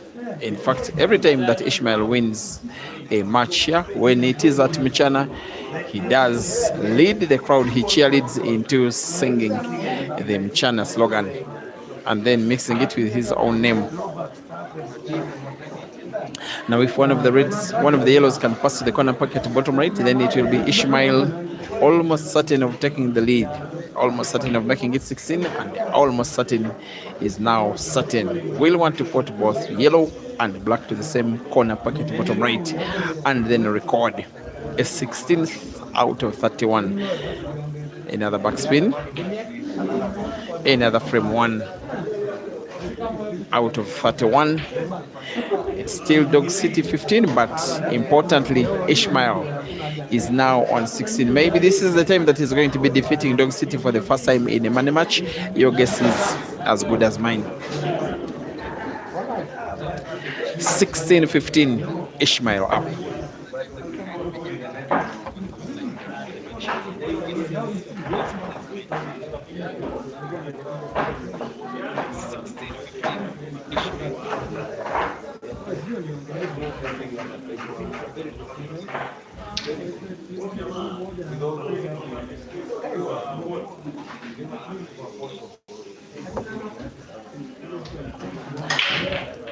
Frame 32, fair break by Dog City.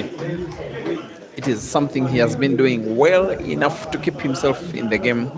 It's Ishmael that has been taking the lead, but Dog City has not allowed Ishmael's lead grow. He's just kept himself in touch to give himself a chance that when the opportunity comes, he can equalize and maybe take the lead and maybe take victory of the match away.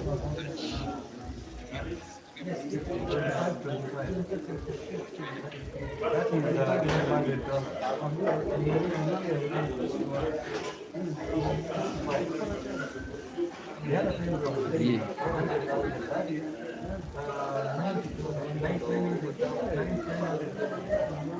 Empire supporting the Die Hard on the Facebook stream. You say you are opening the gap and saying, come on, Ishmael. Emmanuel Kishensgade. Oh, Emmanuel is my friend. I now remember, a very good friend. I remember meeting him when we went to stream the tournament. That was the African Ultimate Pool Championships, and gave me a very good memory. Thank you, Emmanuel. And I know that you're supporting Ishmael, your countryman, Ishak Ahmed. You are asking which country Ishmael is from. He's South African, and naturalized South African. He's Zimbabwean by birth. born in Bulawayo, but was in Zimbabwe only for his childhood. Got an education in South Africa, learned how to play pool in South Africa, and has been a member of the South African national pool team for quite some time. Won the All Africa Pool Championships in 2014 for South Africa. So he's proudly South African by naturalization, but Zim by birth. Wisdom, Chinaka, you say you play Nigerians and you put money for them, right? Boaz Chariot must be watching from Kenya, supporting Dog City on the Facebook stream. And it's a top class game. I fully agree with you, Ishak Ahmed.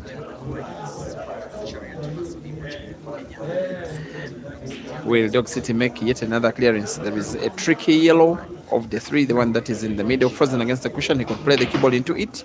He instead plays the cue ball leftwards. I'm not so certain he has full sight of the leftward yellow. It's what he needs to do, put it in some kind of way. The way he's playing, he's having sight. He's having some curve on the cue ball. This could be tight. This could be risky. And the risk has come into play. While he has spotted, it is very difficult to control the amount of power in a backspin when playing a mass shot at the same time. Dog City is snooker. He knows that could be losing this one in not so much time, unless he recovers and recovers big. Finding the yellow he can, potting it was always going to be difficult.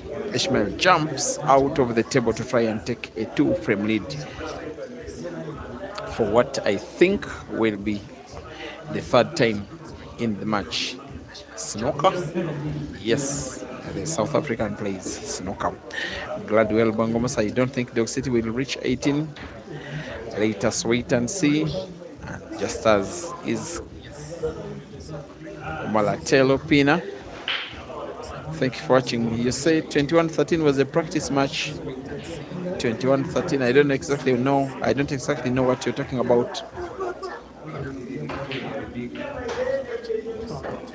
As now Dog City fouls for what seems to have been the last time in the frame, a frame which he knows that highly likely will not be playing in again.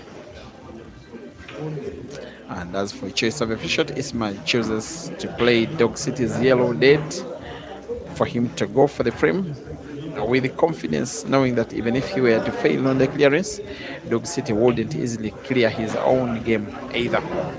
And he could even be playing one more snooker here.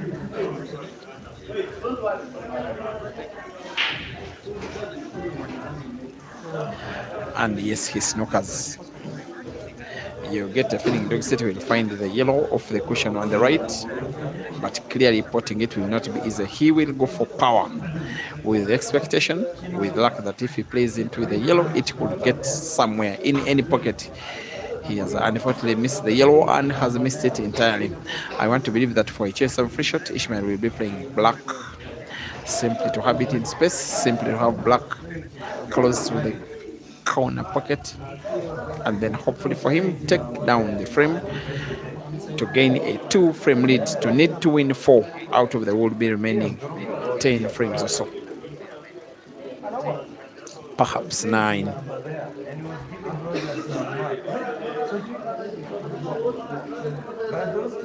Surely this time round Ishmael will not be letting his opponent back on the table. Surely this frame is his. Simply as support, move the cue ball to the top end of the table, and the frame is as good as gone. And Ishmael versus the black results in Ishmael winning the frame and growing his lead. Ladies and gentlemen, it is South Africa 17 and Uganda 15.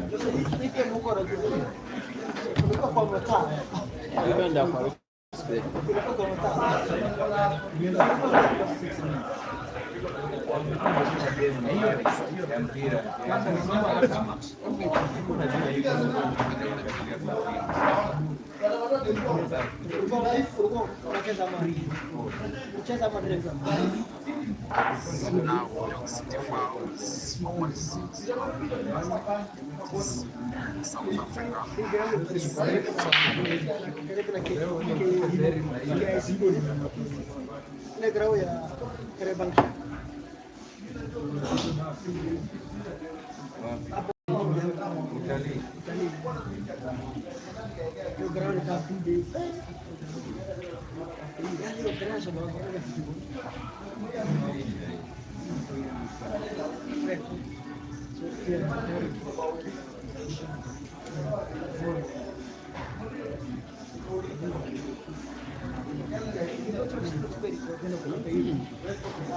I'm going back with you. This one is eating, He was there for a long time. eating maharagwe and chapati. In Uganda, there is a lot of food. How do you do that? He was broke. He is not broke. He was. No. This young man, he has people taking care of him. He is acting broke. If I tell you where he lives, where he comes from every day, he is here. Place for big boys. Yeah? Middle. Just spicy.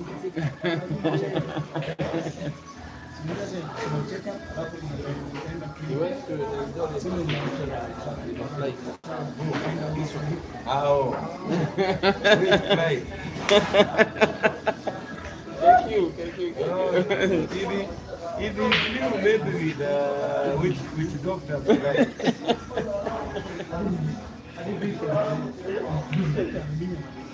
Good mama.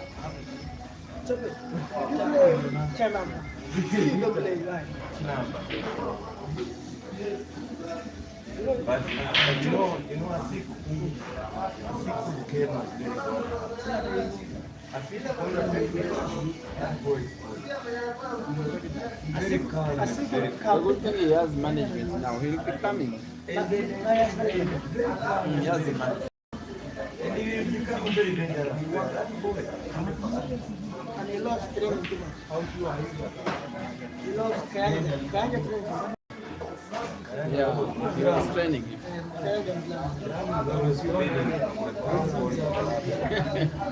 No more shot. He doesn't think. Islam is like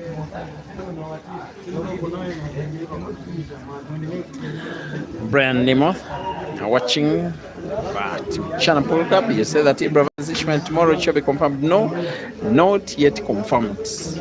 But if it is to happen, there is a chance it will happen on Wednesday. Tomorrow, the only game I'm confirming is a ladies' game between the female player that is called Waide.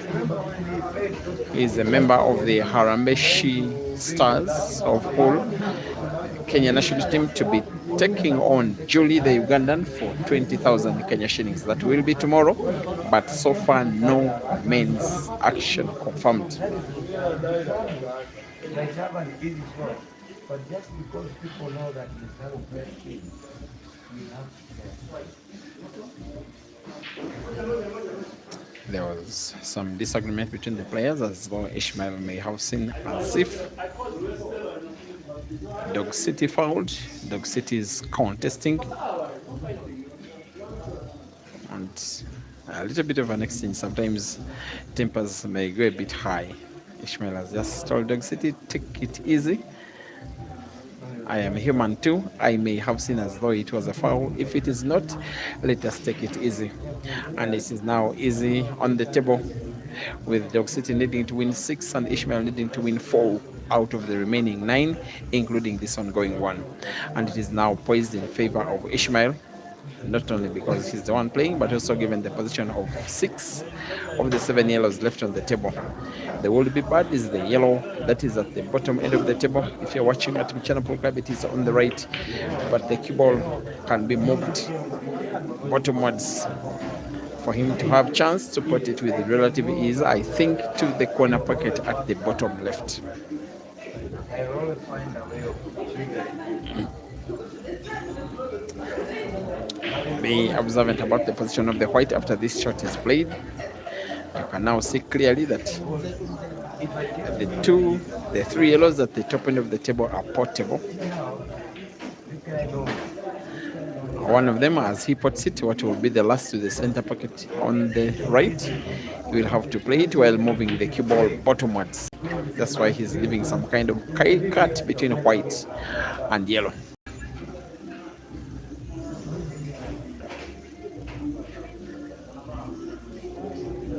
He has to play with precision, just guide the cue ball bottomwards, just like that.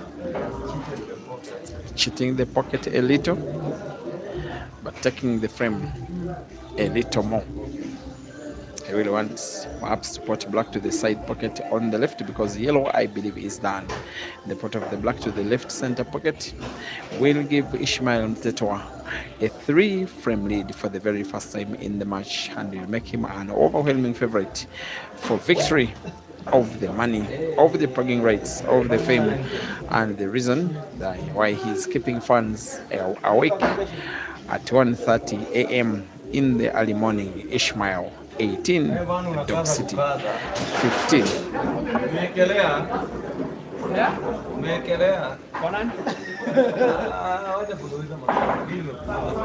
Wewe najua ni mtu unapiga indirect wewe.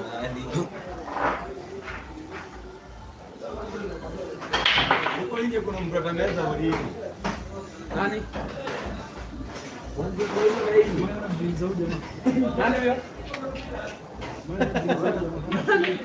Nani bro? Unaona pia ile tunaweka huko. Maya, aiki hamu. Bwana ndio anapiga.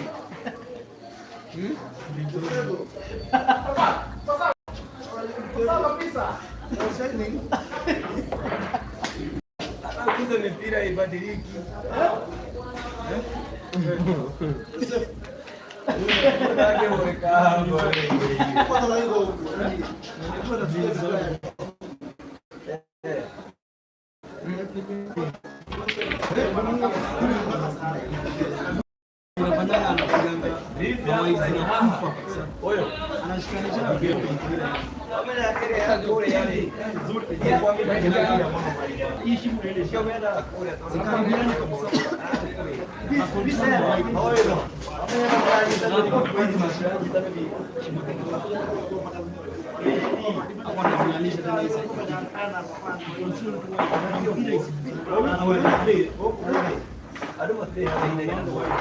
Hello.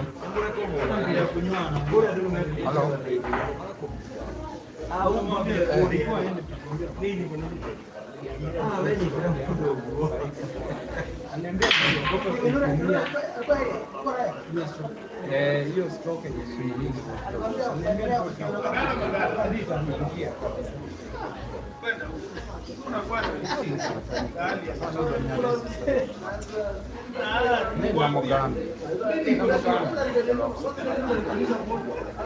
Nilikuambia niko sure. Semaje Said? Mimi nakuwa sure. Hiyo naona. Kwa hiyo meza tena mama. Sasa mapaja itapotea. Wewe baba. mbona vipi wekelee na mama? Unaona kama mama anatoka lele. Kama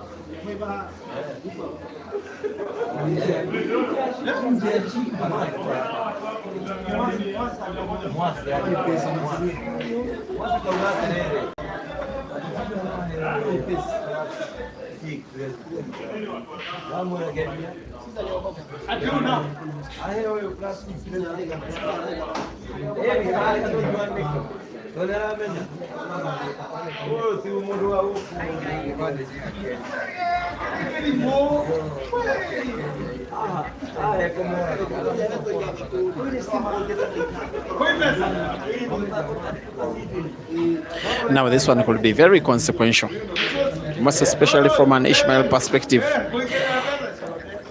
He's creating a pattern that is taking him to 19. If he does finish this one with his current piece of the table, Ishmael, we now need to win 2 out of perhaps the remaining 7 for the victory. It will be very important for him to win, not only for the money but also for his chance to beat Dog City for the first time in 4 attempts. And clearly he will. The yellow at the top end. It's to be played with a simple roll. Cue ball perhaps to be played into the red that is leftwards, just like that. Now top spin, moves the cue ball up the bottom end of the table and then play it back towards the top for him to put black to the red pocket on the left. By break and finish in frame number 33. Ishmael wins again and takes a 4-frame lead for the very first time, and is starting the smiles and being hugged around by the fans. They believe he's taking this one home. They believe it is redemption for Ishmael. It is now 19 frames to 15. He is to win 2 for the victory. For Dog City, he must win 6 before Ishmael wins 2 out of 7.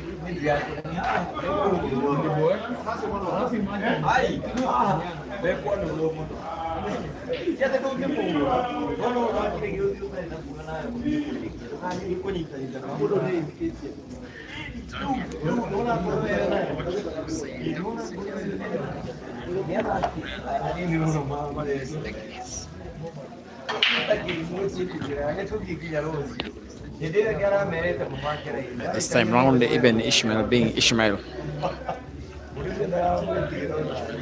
has not been able to have the balls split enough from the break.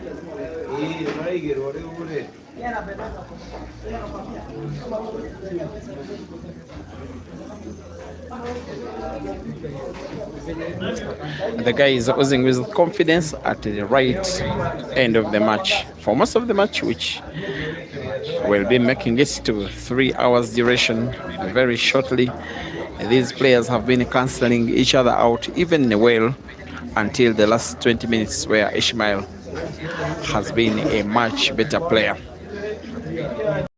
Die Hard is on 4 yellows.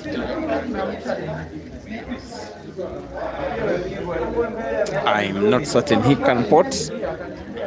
Yes, he misses. Yes, chance for Dog City to fight back from 4 frames down, try and tear Ishmael's victory dance ticket.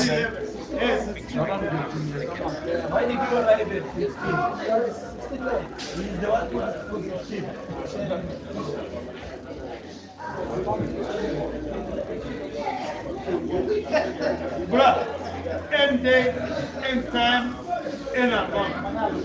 Raise to 11 and end day.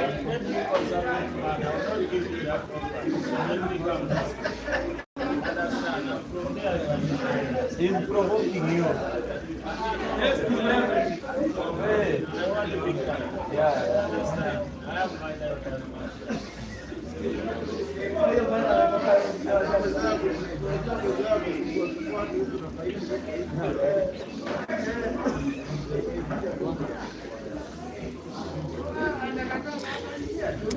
Now the shot Dog City has just played has created a little bit of opening because his red is so close to black and also close to 3 of Ishmael's yellows. Makes it quite unrealistic that we'll be winning the frame in his current piece of the table unless he can do something special about that red.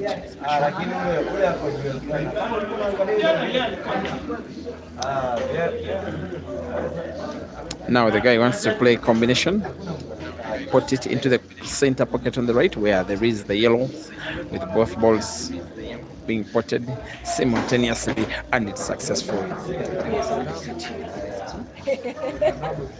And perhaps that could be enough to preempt him winning a 16th try and mount a comeback, which is so far looking unlikely but still realistic. Has got not to get himself snookered, and will be aiming for black, trying to put it to the corner pocket top left. This will be a 16th. This one he will clearly not be missing. He's got very good ability to pot. He's still keeping his match alive. Dog City 16, Ishmael 19.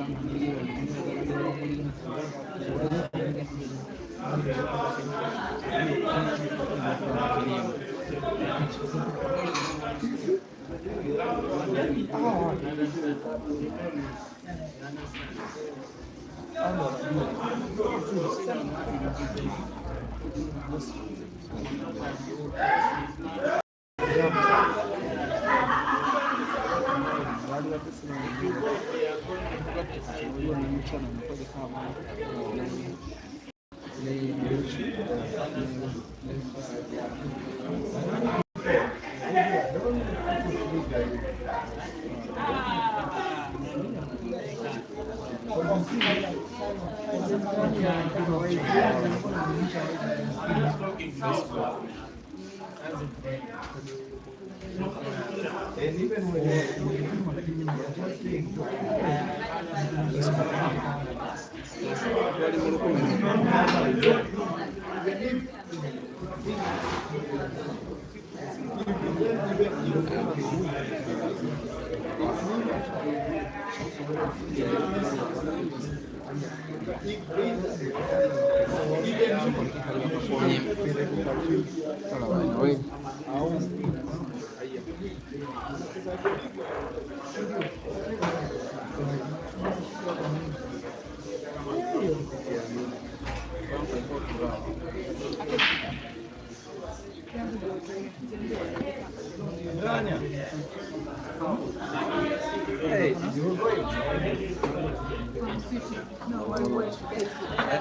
Looks like Dog City was so close to winning this frame. He got his chance. He seemed to blow it away. Now he's even closer to losing the same frame unless he comes out of the angle and puts red as well.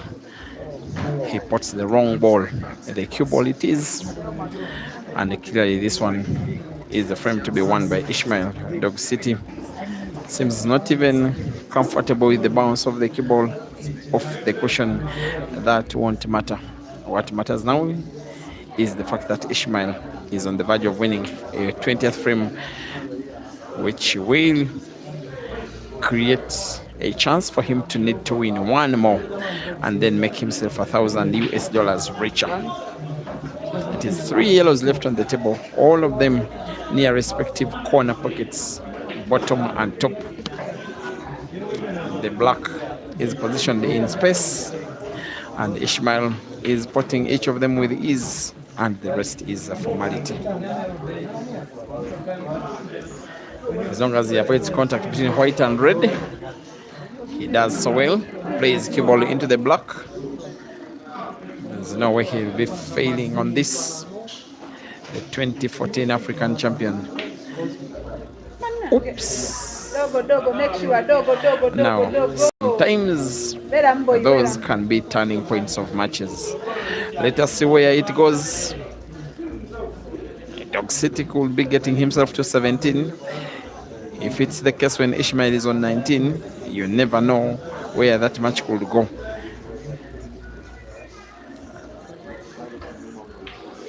It is in. White seems not safe enough. It is.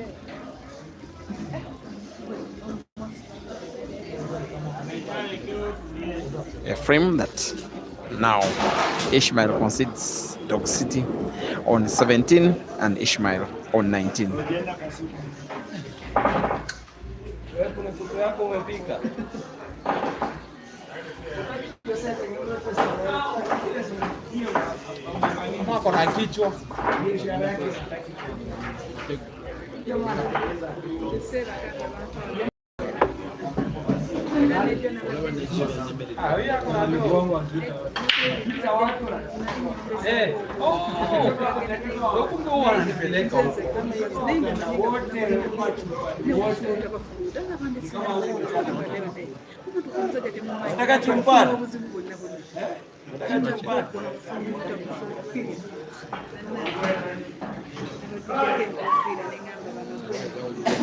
Unasema mkoko yezi rauka.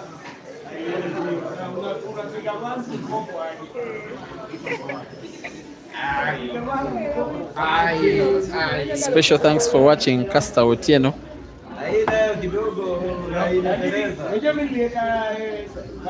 Hi. Casta, you know the story.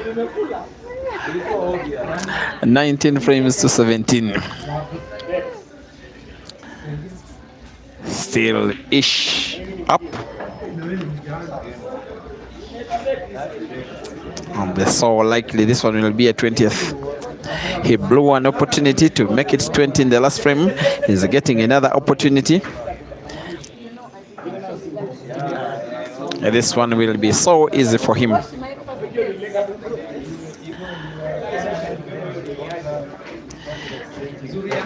I don't know how many 34, 5, 6 frames I have recorded that will have taken as little time as this, but it will go down as one of the most entertaining money matches we'll have, racing to 21. Ishmael to win a 20th. He will need to win just one out of the remaining 4 to make himself $1,000 US richer now. Ishmael 20 and Dog City 17.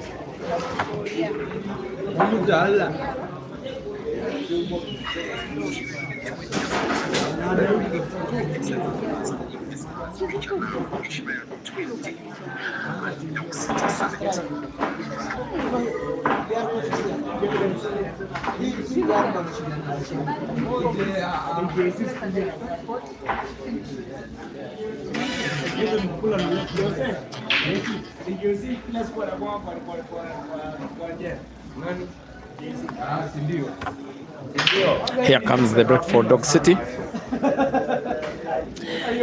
The break is legal. He's gotten to pot a ball, at least one of either colors, of course. He will go for the reds. But now he's conditioned to need to win 4 frames in a row. It's a tricky situation to be in, even when you are as good as Dog City. Leave it.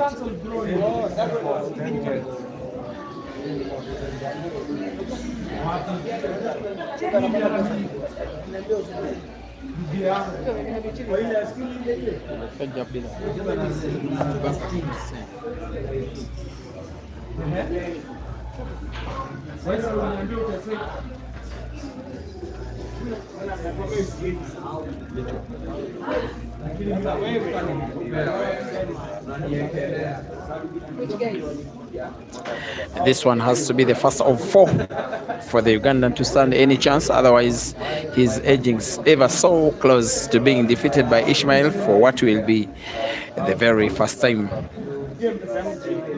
A little bit suspect his decision to go for the yellows, but the yellows are finishable anyway.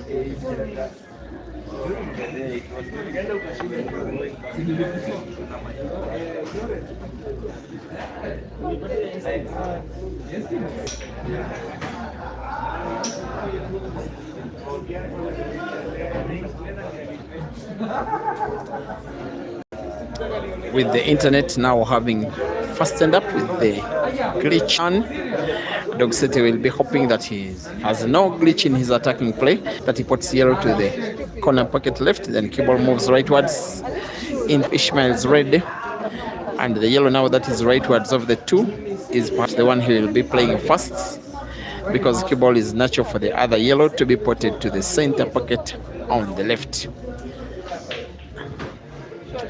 That's quite perfect. He has played it with too much power. Effective and clinical hands, maintaining a chance that maybe he can come back from 4 frames down to take $1,000 US and tear the victory card for Ishmael. It's still possible. It is 18 frames to 20. Ishmael up, a race to 21.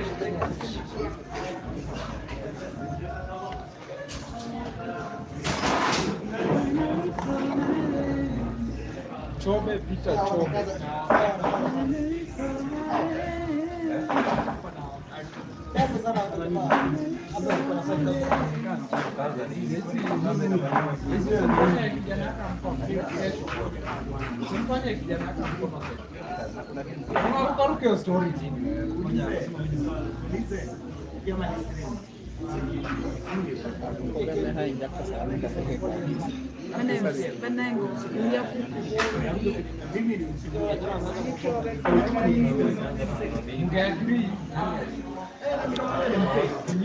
Situation is the same. For a frame to be won, Ishmael wins the race. For a frame to be won by Dog City, the race just continues. But should Ishmael lose this one, he will just be playing under a little too much pressure. A few fans of his at the venue were already congratulating him when he needed to win 2, at a time when Dog City needed to win, I think, 5 they were. Now it is 3 frames to go, and that Dog City must win. And while it is quite unlikely, it remains a possibility.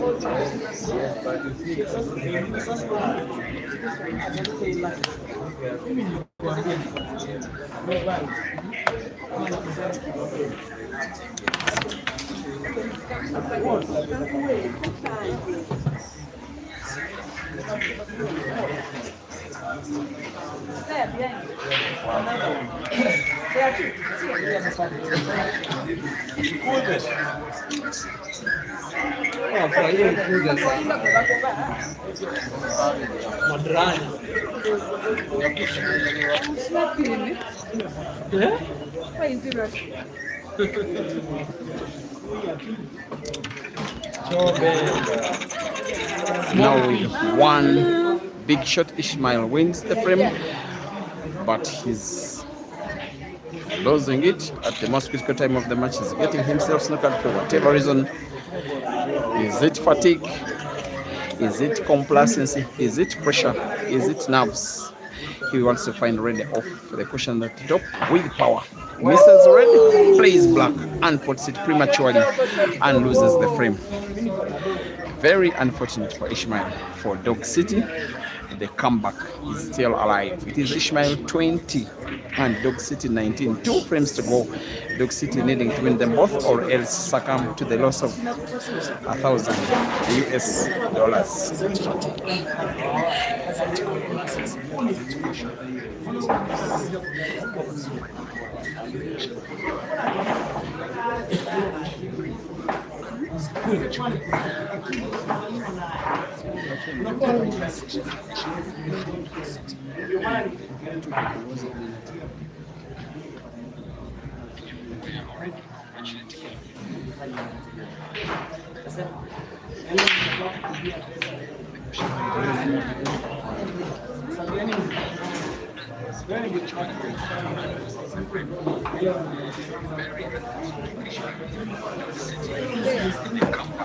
Now after the scratch, maybe that will be it for Dog City. most importantly for Ishmael, that will be it in a positive way. He has come. The break of frame number 40 is Dog City's. The chance for the victory is now Ishmael's after a scratch by Dog City. The table remains open. Of course, Ish will be going for the Reds. Ever so clear that victory is coming home for the South African, that is Ishmael, and the South African fans, but also victory is coming home for the Zim, that is Ishmael, and the Zim fans.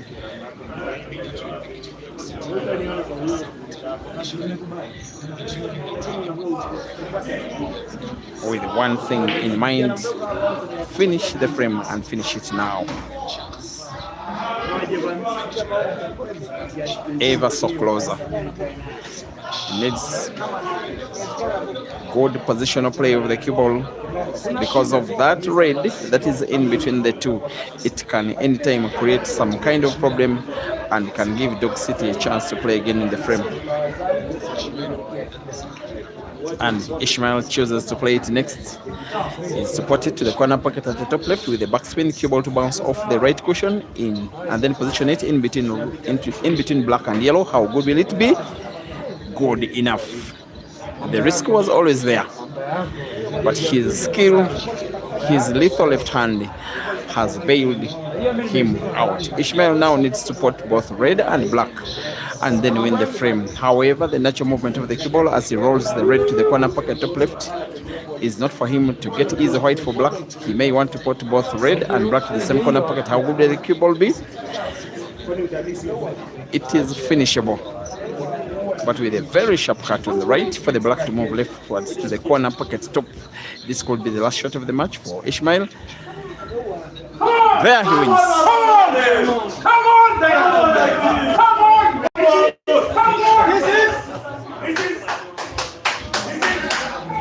This is the Tana! Ow! Ow! Ow! This is the Tana! Ow! Ow! Ow! This is Die Hard! Ow! Ow! Come on, man! Come on, man! Hey! Don't forget it! Don't forget it, man! This is the Tana! I was going to. Yeah. Don't fuck around. Congratulations, Ishmael. It has been a number of times Dog City defeating you. He also came close to making a comeback. That was close. What is the reason you think he has been beating you? Of course, he's got confidence against me because he's been winning, but it's bound to change. As long as we stick together on the table, it will change. I know that for sure. Now Tanzanians are coming and then Kasuzi is coming. Are you ready for them? Very much ready, because the guys here, I don't get much games, so I would like them to come so we can dance, no problem. Now this is from Caesar's management. The final condition they are giving you, if you can accept +5 to 21, that is the final one. That's what I take with open hands. With open hands. They can come, no problem. So and Caesar is watching the game. Tell him 5 raised to 21. I'm welcome for business. I'm open for business. Open Don't worry. for business. 100%. 5 head starts to 21. No problem. $5,000 match. No problem. $5,000. Yes, pot. they can lock Mchana and throw away the keys.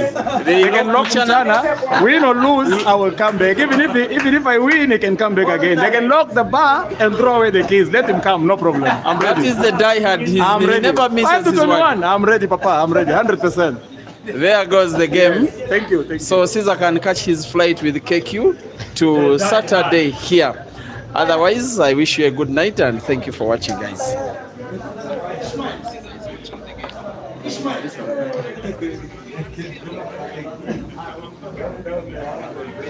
Come on, Mazamba.